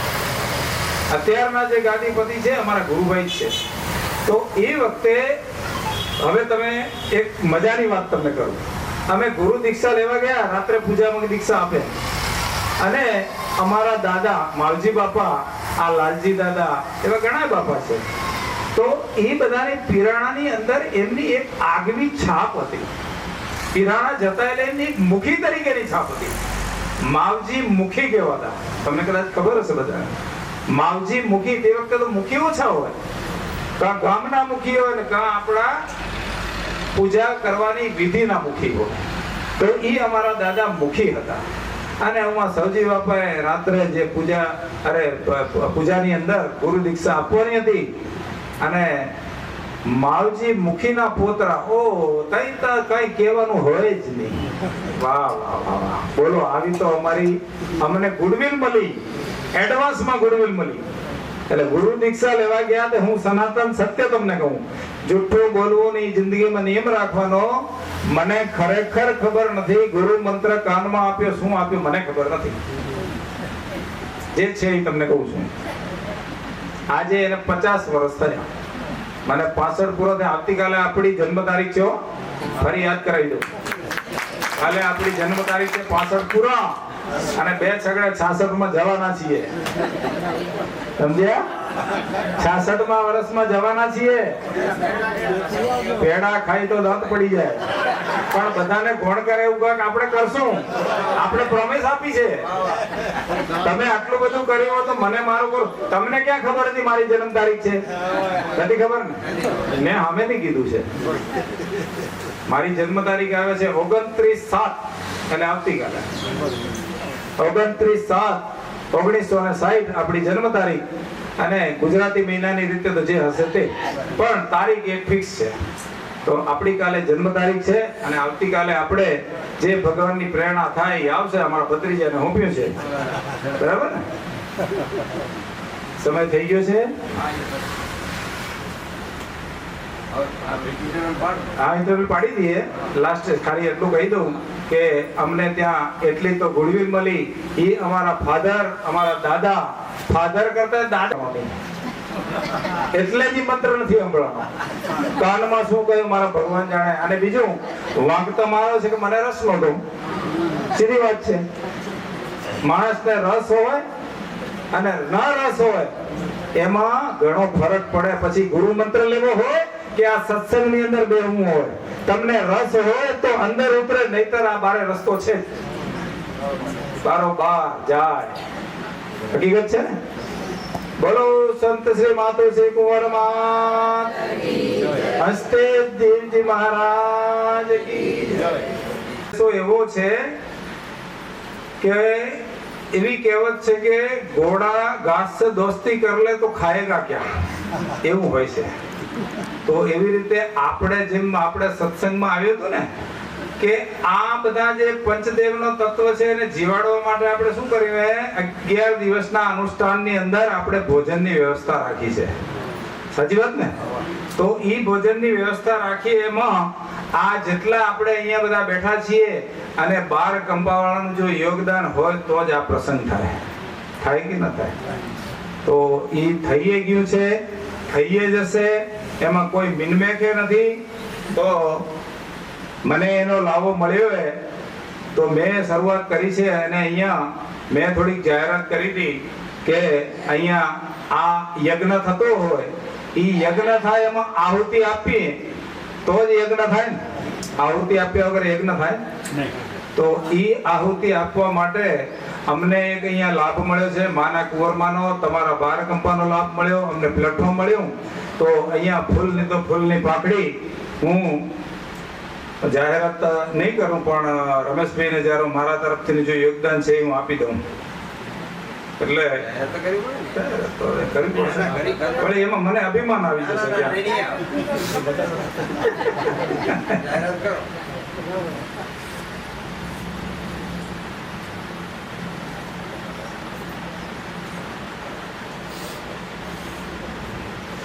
બોલો, ભગવાનનો કેવી મરજી હશે કે ખિસ્સામાં બંડલ પડ્યું તો એમાં મેં 2 ભાગ કર્યા ગણ્યા વગર. કે જે અહીંયા કને જે યોગદાન દેવાનું, આહુતિ દેવાની, એટલા જ નીકળ્યા. વધુ ના નીકળ્યા, ઓછા ના નીકળ્યા, એ મોટી વાત છે. વધુ ના નીકળ્યા કે તો ઓછા ના નીકળ્યા, એ મારા ભાગ્ય ના કહેવાય. એટલે રમેશભાઈ, નારાયણભાઈ, લખુભાઈ આ સંસ્થાના હાલ ઘડી પ્રમુખ છે. તો અહીંયા મીટિંગની અંદર હું આવ્યો હતો તો મેં 2100 રૂપિયાની જાહેરાત કરી હતી. અને કદાચ ક્યાંક હજી ક્યાંક જરૂરિયાત હોય તો કહેજો, મેં ટેલ નાખીએ છે. પણ મને એમ લાગેલું કે આ આવડો બધો મહામાનવ મેળો કઈ 12 કંપાનો મેળો, અને મેં એવું સાંભળ્યું છે 240 ચૂલા છે. 240 ચૂલા એટલે શું કહેવાય? 1000 રૂપિયા કરો તો 2,40,000, 500 રૂપિયા કરો તો 1,20,000 થાય. આપણે તો અહીં ખર્ચો નથી. એક વાત છે ખાલી. તો આ યજ્ઞમાં આહુતિ દેવા માટે હું તમને વચ્ચે એક બીજી વાત કરી દઉં. અમારા ધનસુરાની બાજુમાં ગઢી માતા બન્યું છે.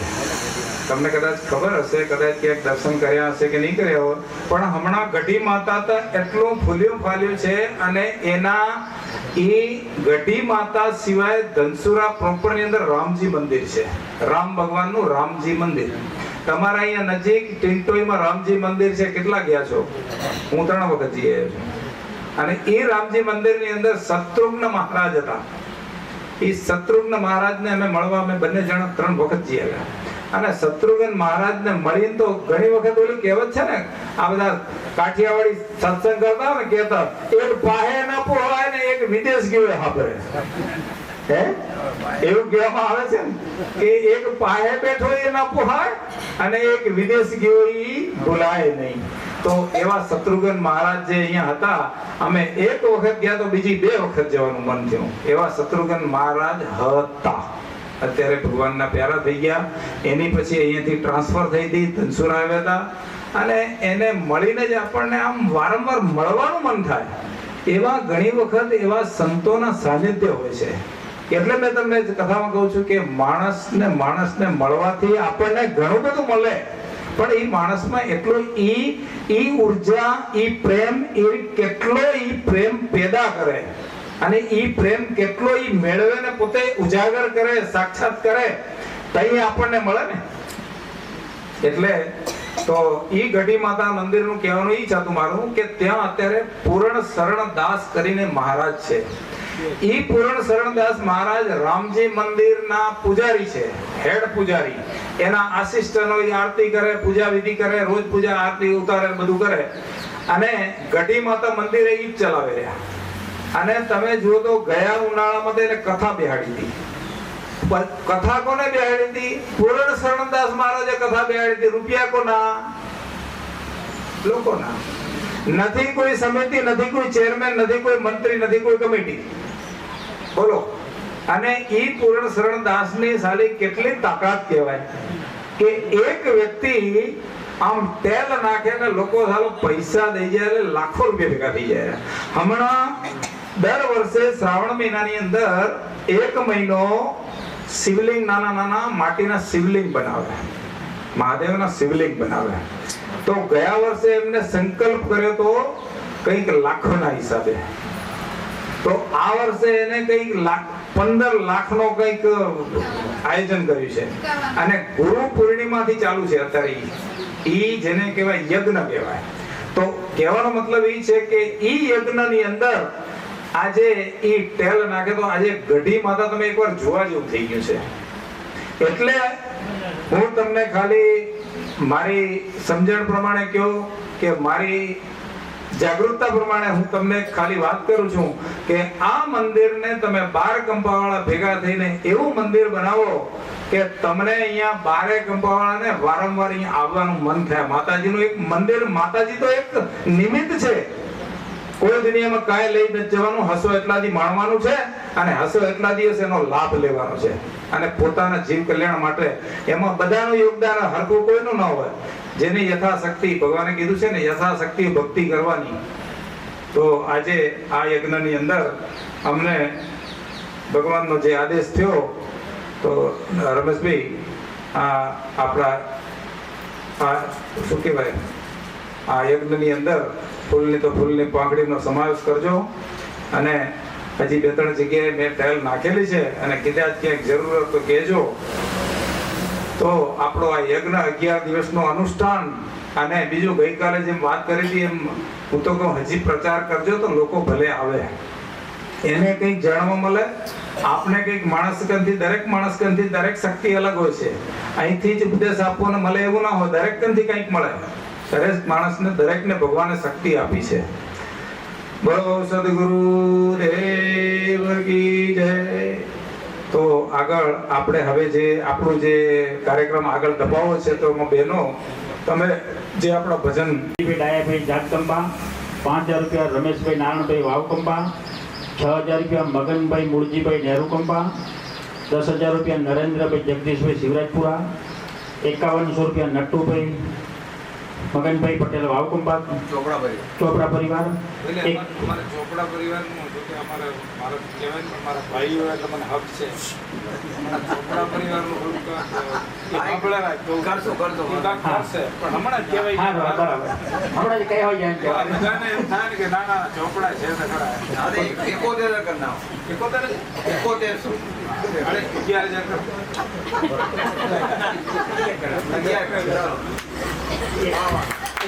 11 પરિવાર.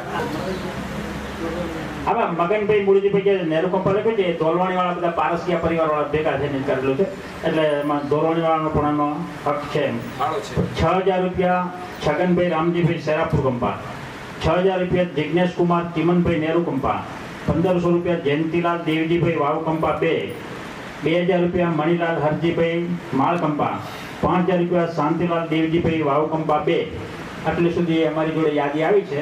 બીજા કોઈને કોઈની ઈચ્છા હોય તો અહીંયા સંપર્ક કરશો એટલે આમાં સહયોગ મળી રહે.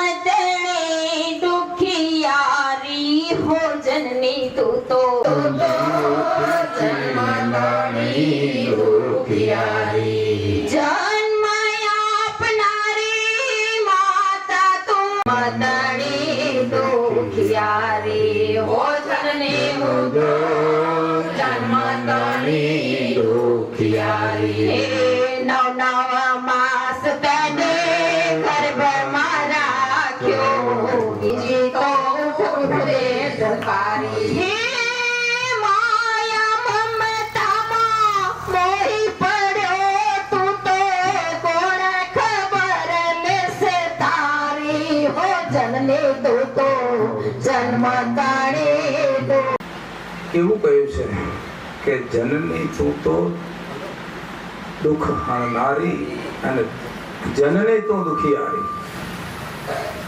આપણે મા વિશે ઘણું બધું કીધું છે અને મા વિશે ગમે એટલું કહીએ તો ઓછું પડે, કારણ કે માના ઋણ એટલા ચડેલા હોય એટલા માટે એ ઓછું પડે છે. માના ઋણ તો ક્યારેય જિંદગીમાં માણસ, મેં તમને ગઈકાલે કહ્યું હતું કે માના ઋણ ને માના જે ઉપકાર છે ને એ તમે જિંદગીમાં જન્મમાં તમારા જન્મારામાં ક્યારે તમે ઉતારી ન શકો. આ સનાતન સત્ય છે કે ક્યારે માના ઋણમાંથી મુક્ત થવાતું નથી. એમ કહેવાય છે કે આપણે જેમ ચર્મકાર એટલે જોડા સીવનાર, એવા જોડા આપણી ચામડીમાંથી માને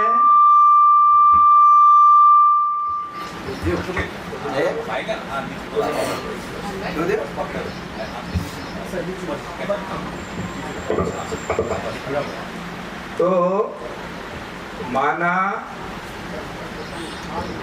ઋણમાંથી જો આપણે ઋણ મુક્ત, તો એમને જે આપણી ખાલમાંથી જે આપણે એના ચર્મ બૂટ સીવડાવીને માને પહેરાવીને તોય એમાંથી આપણે ઋણ મુક્ત ન થઈ. એમ સંતો ભક્તો ભગવાન જે કહીએ તે અને માણસની બુદ્ધિ અને ચિત્ત એમ કે છે, તો એનાથી ઉપર શું હોય? ત્યાં બધું પૂરું થઈ ગયું. એટલે જેમ આપણે કહીએ કે અમૂલ્ય વસ્તુ છે, એટલે એનો ઉપકાર એટલા માટે એટલો ઉપર ગણવામાં આવ્યો છે. અને એ ઉપકાર લઈએ તો, નહીતર આ જૈન મુનિનું એક સૂત્ર છે कि बैल जब बुढ़ा हो जाता है तभी उसको कसाई खाने भेज देते हैं. किधर? बैल या बड़द. बैल जब बुढ़ा हो जाता है तो कसाई खाने भेज देते हैं. तो अपने माँ बाप बुढ़े हो जाते हैं तो कहाँ भेजना चाहिए? कसाई खाने के वृद्धाश्रम में. तो भेजना चाहिए कि नहीं भेजना चाहिए? तो खरेखर माँ बाप ने ઘણા વૃદ્ધાશ્રમમાં મૂકે છે.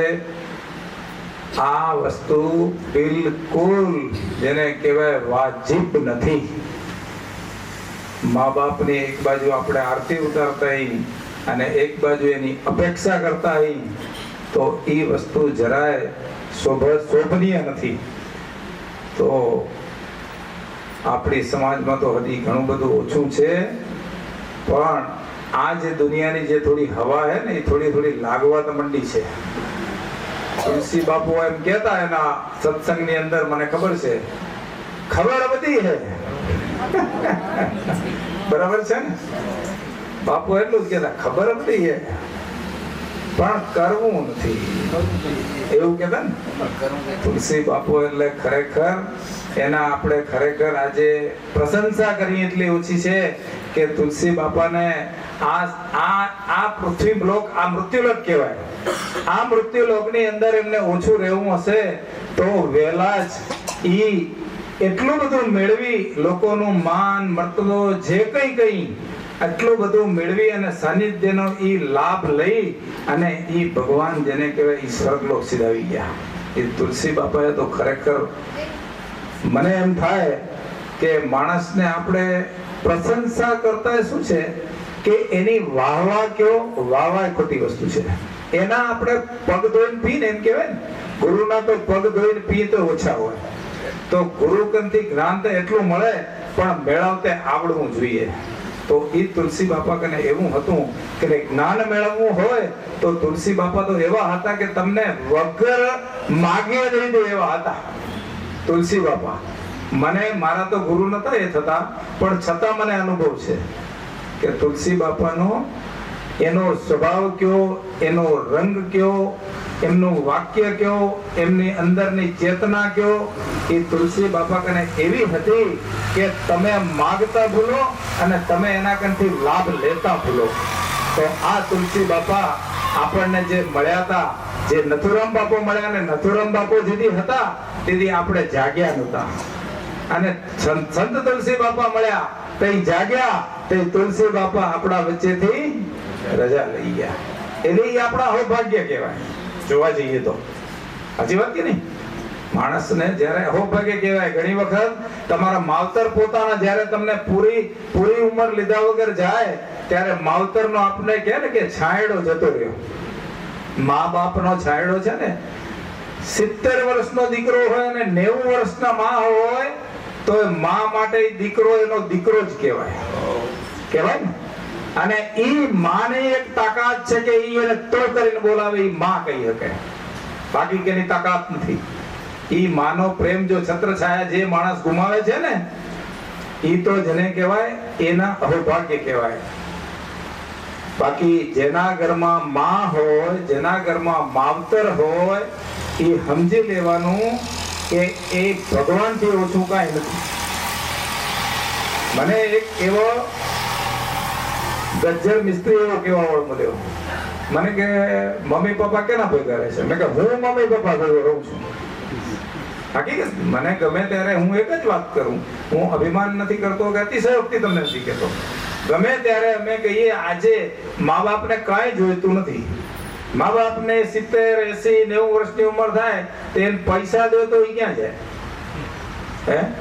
તો એટલા માટે જ આપણે કહીએ કે હું મા બાપ ભેગો રહું તો માને ને બાપને એમ થાય કે એનું હૈયું કેટલું ભરાય. અને ખાલી ખોટી વાવાની કરવાની, સત્ય હકીકતથી વાત કરવાની, દિલના હૃદયના ભાવથી કહેવાનું. સારું લગાડવા ક્યારે નહીં કહેવાનું. તમે સારું લગાડવા કહેશો તો એને ખબર નથી પડવાની. આપણે જાણી રહ્યા કે હું તો એની પોલીસ કરું રહ્યો, તો ઈ પોલીસ સાંભળવા વાળો સાંભળે જ રહ્યો, તો ઈ પણ ના હોવું જોઈએ. તમારા ભાવ તો એવો હોવો જોઈએ કે હકીકતથી જ વાત કરવી જોઈએ. અને હકીકતથી જ કેવું છે, હું આજે ગોવિંદ બાપાના ઘરમાં રહું રહ્યો અને કુદરત કરવું તો અમે તો વળી બંગલો ગોવિંદ બાપાના નામે જ રાખ્યો રહ્યા. આજે અમારો બંગલો જે રહેવાનું છે આસિયાનું કઈ, તો ઈ ગોવિંદ બાપાના નામનું છે. તો આપણે એમ કહીએ કે અમે માન બાપ ભેગા રહી રહ્યા તો ઈ કેટલી મજા આવે. અને મા બાપ તો આપણા એવા હોય, પહેલા આપણા પૂર્વજો તો એવા હતા કે એની જિંદગીમાં કેટલાય તો નહીં ચા પીધી હોય, નથી ક્યાંય પાન ખાધું, નથી ક્યાંય હોટલમાં ગયા, નથી ક્યાંય ખોટા ફરવા ગયા, ક્યાંય પૈસો વાપર્યો નતો. કારણ કે આપણે તો આજથી 70 વર્ષ પહેલા એટલી અછત હતી. બે વસ્તુની ઉણપ હતી. એક આપણે અભ્યાસની ઉણપ હતી અને બીજી આપણી આર્થિક પરિસ્થિતિ ખૂબ જ આપણી ગંભીર હતી. નબળી શબ્દ કરતા ગંભીર પરિસ્થિતિ હતી. મને ગેડિયાની વાતો સાંભળેલી છે, કારણ કે આજે 65 વર્ષ થયા, 83 વર્ષની ઉંમરે દાદાએ રજા લીધી અને 100 વર્ષ થયા હીરાપુર કંપો વસ્યો અને 108 વર્ષ થયા દુધાતળ કંપો વસ્યો. એને એટલા વર્ષોથી આપણે અહીંયા કચ્છમાંથી જે આવ્યા તેથી આપણી સમાજની પરિસ્થિતિ એવી હતી કે જેને 2 ટંક જમવાનું નહોતું. ઈ આપણો ઈ સમાજ છે. અને ઈ સમાજ આપણા જે મા બાપે જે એને નથી પેટે પાટા બાંધીને આપણે મોટા કર્યા છે, એને કોઈ જીવન જીવ્યો નથી, એને કોઈ આનંદ નથી લીધો. ફક્ત એક જ, જેમ આપણે કહીએ ને કે પક્ષી ઈંડા મૂકે પછી એના બચ્ચા મોટા કરે, એને ખવડાવે, એને એની કને કોઈ સ્વાર્થ ન હોય. હોય છે? પક્ષીને કોઈ સ્વાર્થ નથી હોતો, પણ ઈ પક્ષી કે ગમે તે ઈ એની માટે એટલો બધો એનો વલોપાત કરે કે એના જેને કહેવાય એના તરફી હોય કે એને આમ એટલી એની મમતા હોય. ગાય ને વાછડું જન્મે તો ગાય તમને નજીક ના આવવા દે. તો એને ભગવાને આટલી સદબુદ્ધિ આપી છે. તો આપણને આપણા મા બાપે આપણને આટલા મોટા કરીને આપણે રસ્તો બતાવ્યો અને આપણને આંગળી પકડીને 20 વર્ષના મોટા કરીને જો આટલું બધું કર્યું હોય અને એ મા બાપને આપણે ભૂલી જઈએ તો આપણા જેવા નગુણા કોઈ ન કહેવાય. તમને કદાચ એમ લાગતું હશે આમાં કોઈ નવાઈ નથી, અતિશયોક્તિ નથી, પણ આ વસ્તુને જ્યારે આપણે યાદ કરીએ ને, એને સૂક્ષ્મ રીતે યાદ કરી તઈ એમ થાય કે ખરેખર વાત તો સાચી છે. અને જૈન મુનિના ઈ જે તરુણ સાગરના સત્સંગમાં એવું છે, લાખોની મેદની હોય તો લાખોની મેદનીની અંદર એક પત્રકારે એમને એક સવાલ કર્યો હતો. કોને? તરુણ સાગરને. પર્સનલી એને મળવા ગયા હતા ઇન્દોરની અંદર. લાખોની મેદની 2008ની સાલની વાત છે કે મહારાજ તમે આટલું બધું સત્સંગ કરો, લાખો માણસો આવે છે પણ કોઈને લાગતું તો નથી. તો એમને જવાબ એ આપ્યો તરુણ સાગરે, લાખ આતે હૈ, 1000 સુનતે હૈ, 100 को असर करता है, 10 को काम करता है. શું કહ્યું? લાખો આતે હૈ, 10,000 સુનતે, 1 લાખ આવે માં 90,000 સાંભળતા ના હોય. હકીકત ખોટી વાત. એટલા માટે એમ કહેવામાં આવે, મેં તમને થોડું ધ્યાન દોર્યું હતું કે આપણો જે નાનો આપણો આટલો સંઘ છે તો મને તો ઘણો બહુ મોટો છે. તો જેટલા સત્સંગમાં બેઠા હોય કે કોઈ પણ કાર્યમાં બેઠા હોય તો એમાં 100% દરેકનું ચિત્ત ધ્યાન મન ના હોય. તો એટલા માટે તરણુ સાગરે એમ કીધું, લાખો આતે હૈ 10,000 સુનતે હૈ, 1000 ગ્રહણ કરते हैं और 100 अनुकरण करते हैं, 10 को लगता है, बाकी किसी को कुछ लगता ही नहीं है. એટલે લાખો માંથી 10 ને જ અસર કરે. પણ ઈ ક્યારે અસર કરે, કઈ થોડું ઘણું જો સાંભળેલું હોય ને તો માણસની જે જીવન જીવવાની જેટલા વર્ષની આયુષ્ય હોય એમાં એક વખત સત્સંગનો, કોઈ પણ ભક્તિનો કે કોઈ પણ સંતનો એને જો 2 શબ્દ જો લીધા હોય અને એને જો ઉપયોગ થઈ જાય એના જીવનની અંદર તો એનું જીવન સાર્થક થઈ જાય. થાય કે ના થાય? કારણ કે જીવનની અંદર તમને, આપણે જેમ ગઈકાલે વાત કરી હતી એમ કે આપણે કોરી સ્લેટ લઈને આવ્યા છીએ, બધું અહીંયા જ લખાય છે અને અહીંયા જ મૂકીને જવાનું છે. પણ કોઈક જ એવા હોય અભિમન્યુ જેવા કે માના ઉદરમાં શીખીને આવે, પણ એ 6 કોઠા શીખીને આવ્યા, 7મો રહી ગયો ને. તો એવા 6 કોઠા શીખીને આવ્યા, 7મો કોઠો રહી ગયો. એની પાછળનું પણ બહુ મોટું રહસ્ય છે, એ ભગવાનને ખબર છે. અને આપણે બધા થોડું ઘણું તો કંઈક જાણીએ જ છીએ. તો એ મહાભારતનું છે બધું. તો એવી રીતે આપણે બધા આવ્યા છીએ. આ 84 લાખ અવતારની અંદર આયા તો આપણે કંઈ લઈને જવાનું છે. બાકી તો અહીંયા જે આ જીવન નિર્વાહ ચલાવવા માટે આ માધ્યમ છે, આપણી સાથે કશું આવવાનું નથી, કોઈ લઈને ગયા નથી. એ સંતના એક એના સત્સંગનો એક દાખલો છે કે અત્યારે તો સમય એવો આવ્યો છે કે માણસને સ્મશાન વૈરાગ પણ નથી લાગતું. સ્મશાન વૈરાગ પણ નથી લાગતું. માણસ રજા લઈ જાય એટલે એના સ્મશાન વિધિમાં જાય એટલે જે જનાર વ્યક્તિ હોય એનો આખરી, એની આપણે કહીએ કે સ્મશાન યાત્રા, અંતિમ યાત્રા કહેવામાં આવે છે. એટલે એની અંતિમ યાત્રા હોય છે. તો અંતિમ યાત્રાની અંદર જે બધા, હવે તો કેવું છે, કોઈને કોઈ સ્મશાન વૈરાગ ના હોય, ઉમાં જાય તો એને ચાની જરૂર પડે. ચા વગર તો સારું નહીં હાલે. અને એનાથી ઉપર જે એક વસ્તુ આવે છે એ કોકને લાગતી હોય, એને વળી જરૂર પડતી હોય તો એ તો ભેગી જ રાખીને બેઠા હોય. એને તો વધવા જેવી ના પડે. એને ખબર હોય પહેલાથી એની તૈયારી હોય કે આપણે આટલા કલાક લાગશે એટલે આના વગર તો નહીં ચાલે. એટલે એ તો આપણે જોઈશે ને. એટલે એ વસ્તુ એ તો એનો સગવડ પહેલો જ કરી લે. આ વચ્ચે આ ટોપિક લેવાનો એક જ મિનિંગ છે કે ક્યાંક મારા આ હરિભક્તોને, મારા વાલાને, આ બધાને ક્યાંક જેને તકલીફ હોય, તકલીફ કહેવાની, એને તકલીફ કહેવાની. એને ખુશીથી નથી ખાતા, એને તકલીફ છે એટલે ખાય છે. તકલીફ વગર કોઈ માણસ લે કોઈ વસ્તુ? આપણે ભોજન શું કામ લઈ ગયા બપોરે? ભૂખ લાગે ને શરીર ટકાવવા એટલા માટે લઈ. પણ ઓલી વસ્તુ એવી છે એ તકલીફ વાળી વસ્તુ છે. એટલે મનને એને પ્રભુત્વ જીવવાનું હજી કંટ્રોલ કરવા માટે પ્રયત્ન કરે છે, પણ હજી એમાં પારંગત નથી થતા. એક ડોક્ટરે મને એમ કહ્યું હતું, મને કે ટેસ્ટ કરવાનો, પણ એને ટેસ્ટ કરવાનો, પણ એને સ્વીકારવાનું નહીં અને એને ગાંઠે નહીં બાંધવાનો, વળગી નહીં રહેવાનું. એટલે તમે નો ડાઉટ તમે કે એને ટેસ્ટ કરો, પણ એને પકડી નહીં રાખવાનું. આપણે પકડીને એ થોડું પકડાઈને આવે. એટલે આવું ડોક્ટરના એક શબ્દો છે. ડોક્ટર આખર તો મનુષ્ય છે, એ ભક્તિવાન છે. ડોક્ટરની ડિસ્પેન્સરી ચલાવતા હોય એ ભગવાનને તો પહેલી પ્રાર્થના કરીને જાય. રોજ એની પોતાની દવા કરે, જે કરે તે. ઓપરેશન કરવા જાય તો ભગવાનને 2 હાથ જોડેલા, ભગવાન તમે મને આમાં સફળતા આપજો, કારણ કે એને નામ તો કમાવું છે ને. નામ કમાયા વગર એનું નામ ખરાબ થાય ને. તો એને કેના ઉપર વિશ્વાસ છે? ધણી ઉપર વિશ્વાસ છે, માલિક ઉપર વિશ્વાસ છે. માલિક બધાનો એક જ છે, નામ અલગ છે. જયદેવ બાપાની જેમ બધાએ નામ અનોખા રાખ્યા છે, પણ માલિક તો બધાનો એક જ છે. પણ એમાંથી આપણે બહાર નથી આવતા, ઈ આપણી તકલીફ છે. એમાંથી જો બહાર આવી જઈ તો ખરેખર તમને કહું કે જેમ અર્જુનનો દાખલો છે ને, જ્યારે અર્જુનને જ્યારે વિદ્યા આપતા હતા કે દ્રોણ ગુરુ, ત્યારે અર્જુનને અને કર્ણને એને જ્યારે વિદ્યા આપતા હતા ત્યારે ચકલીની આંખ વિંધવાની હતી.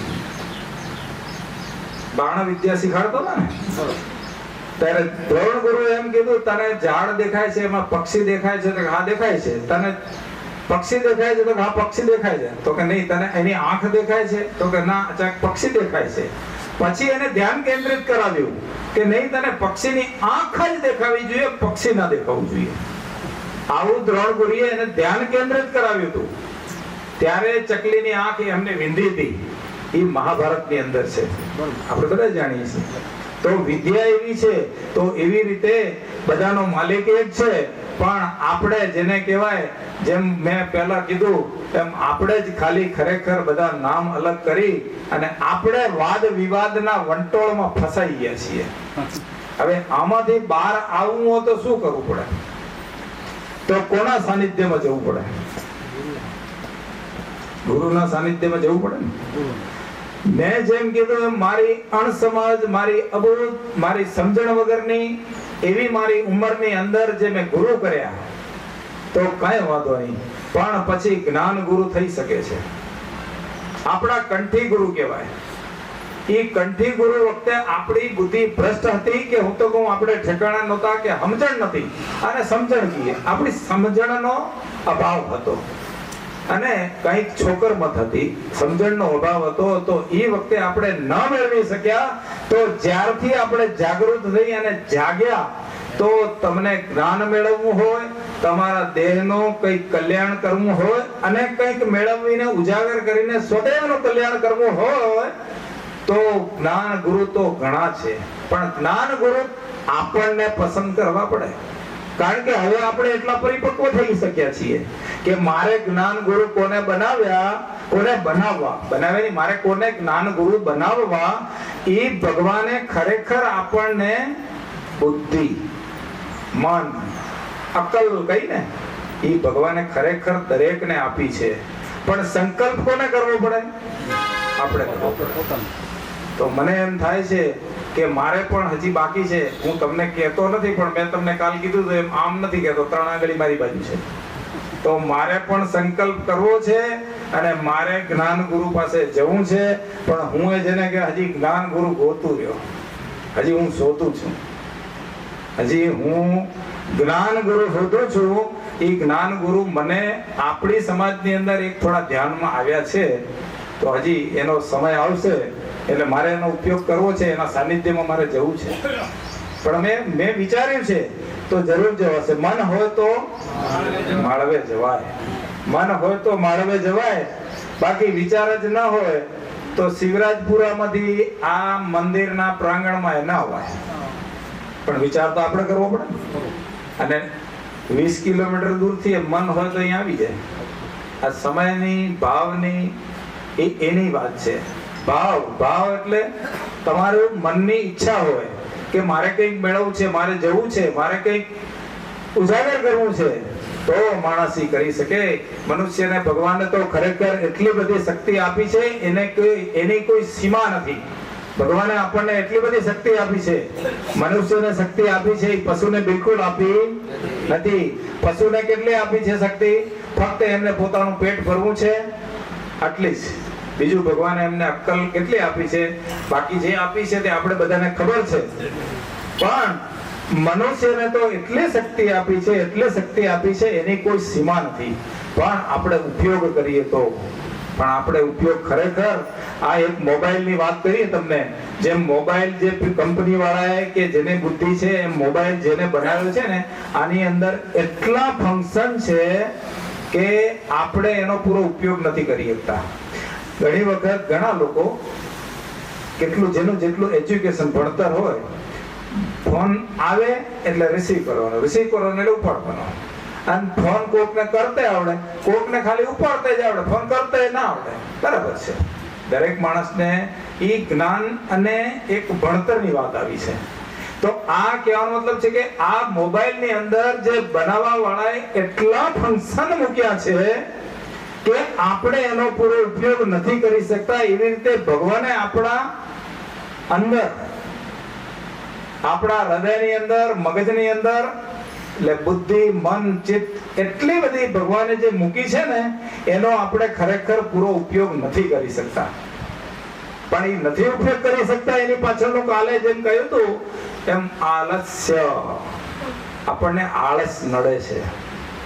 આળસ તો બહુ નડે છે. આળસ 3 જ અક્ષરનો શબ્દ છે, પણ આળસ માણસનું જિંદગી બદતર કરી નાખે છે. આળસ તો માણસને જીવનમાં બિલકુલ ના હોવું જોઈએ. પોતાના જીવનું કલ્યાણ કરવું હોય કે તમારે સમાજનું કલ્યાણ કરવું હોય, કુટુંબનું કલ્યાણ કરવું હોય કે રાષ્ટ્રનું કલ્યાણ કરવું હોય, માણસમાં આળસ તો હોવું જ ન જોઈએ. આળસ ના હોય બધું કરી શકે કે ના કરી શકે. પણ એને ફરી પાછું આપણે એક જ વાત આવશે કે મનને મક્કમ બનાવવું પડે તો આળસને કાઢી શકીએ. નહીતર પાછું ઓલું તો તૈયાર જ બેઠું છે. આળસ પછી છે મન નક્કી કરે છે આળસ રાખવું કે ના રાખવું. તો ભગવાને જેને કહેવાય તમને માણસને દરેકને એટલી બુદ્ધિ આપી છે કે તમે ધારો ઈ કરી શકો. તો આજે આપણો જે 11 વાગ્યાનો સમય હવે લગભગ પૂરો થવા આવ્યો છે. હવે બીજી એક વારે મારે એ વાત કરવાની છે કે આજે જ સવારે મારે માધુ મામા જોડે વાત થઈ છે અને માધુ મામાને થોડીક અડચણ ઈ છે જે આપણે વાત કરતા હતા ને કે મારે ઘરે મારા ભગવાન, મારા મા ને બાપનો મારો વારો 31 તારીખે પૂર્ણ થાય છે. ક્યારે? 31 તારીખે, આજે 28 છે, 31 તારીખે પૂર્ણ થાય છે. એટલે મને કે ભણા તમે મને પહેલી બીજી ના આપો. મેં કહ્યું પહેલી બીજી આપી, એમાં ક્યાં વાંધો છે. તો આપણે માધુ મામાનું વક્તવ્ય, એમનો સત્સંગ, એમની વાણી, એમનું જે કંઈ છે એ જ્ઞાન આપણે એમના કંથી પહેલી બીજી તારીખે મેળવશું. અને પહેલી તારીખે લગભગ આપણે પૂજાનું ફાઇનલ છે ને, તો આપણે પ્રેમજી મુખી આપણે એવું કરશું કે એ માધુ મામા એમ કહેતા હતા કે હું 31 તારીખે એવું હશે તો હું પછાડનો આવી જઈશ અને વિઠ્ઠલના ઘરે આવી જઈશ. એમના સંબંધ થાય છે ને, તો પહેલી તારીખે સવારે મેં કીધું કઈ વાંધો નહીં, આમ તો પૂજાનો કાર્યક્રમ છે, પૂજા 9 વાગે ચાલુ થશે, પણ તમને સવારે એક સત્ર 1 કલાકનો આપી દઈશું. 2-3 ભજન કરી અને તમે અડધો કલાક જે આપણને મળે તમારો ઈ દોર આપણે લઈ લેશું અને પૂજા છે અને બીજી તારીખે પછી પૂરું સત્ર તમારું જ લેવાનું છે. બરાબર? તો આ એક આજની જ વાત થઈ છે. તો નથી હાજર છું. ઓમકાર નમો સદગુરુ મહાન શ્રેષ્ઠજી મહારાજ આજ વિષ્ણુ રંજન નિષ્કલંકી નારાયણ તમારી આશી છે. હરિ ચતુર્વેદી બ્રહ્મા મોક્ષ દાતાર દેવ મહેશ્વર અને સર્વ દેવોના તપે કરીને કળશ વિતારે 4 યુગ મધ્ય જીવ ઉદય 5 7 9 12 33 કોડીના મેળા આપ્યા. તમે હરિહંસ પાત્ર સ્વામીજી ભાવ ભક્તિ શુદ્ધ કરો. થાળ પ્રસાદ નિશાની મહેમાની સાંસ્કૃતિક ધામ ઢોકળો પાન ફૂલ ફળ પાણી શાક પાક ભક્તિ ઉપાસનાનો સ્વીકાર કરો. સ્વામી તમસુ બરિયારી અમને આશા છે દેવ તમારી અક્ષય પાત્ર ઘટ કરો. સ્વામી તમે ગંગાને રોશન કરો. અન્નપૂર્ણા માં અન્નપૂરો પાણી પૂરો ગણેશ રીતિ સીધી આપો. માતા ભવાની ગયા બ્રહ્માજીની પાસ મહાદેવ સ્વામી ભોજન પીસો રીતિ સીધી આપો. તમારા દાસને દાસ કરો. ભંડાર થાય સુખી દેવ પણ જલંધર મુખી સદગુરુ તેજજી મહારાજ. ઓમ શ્રી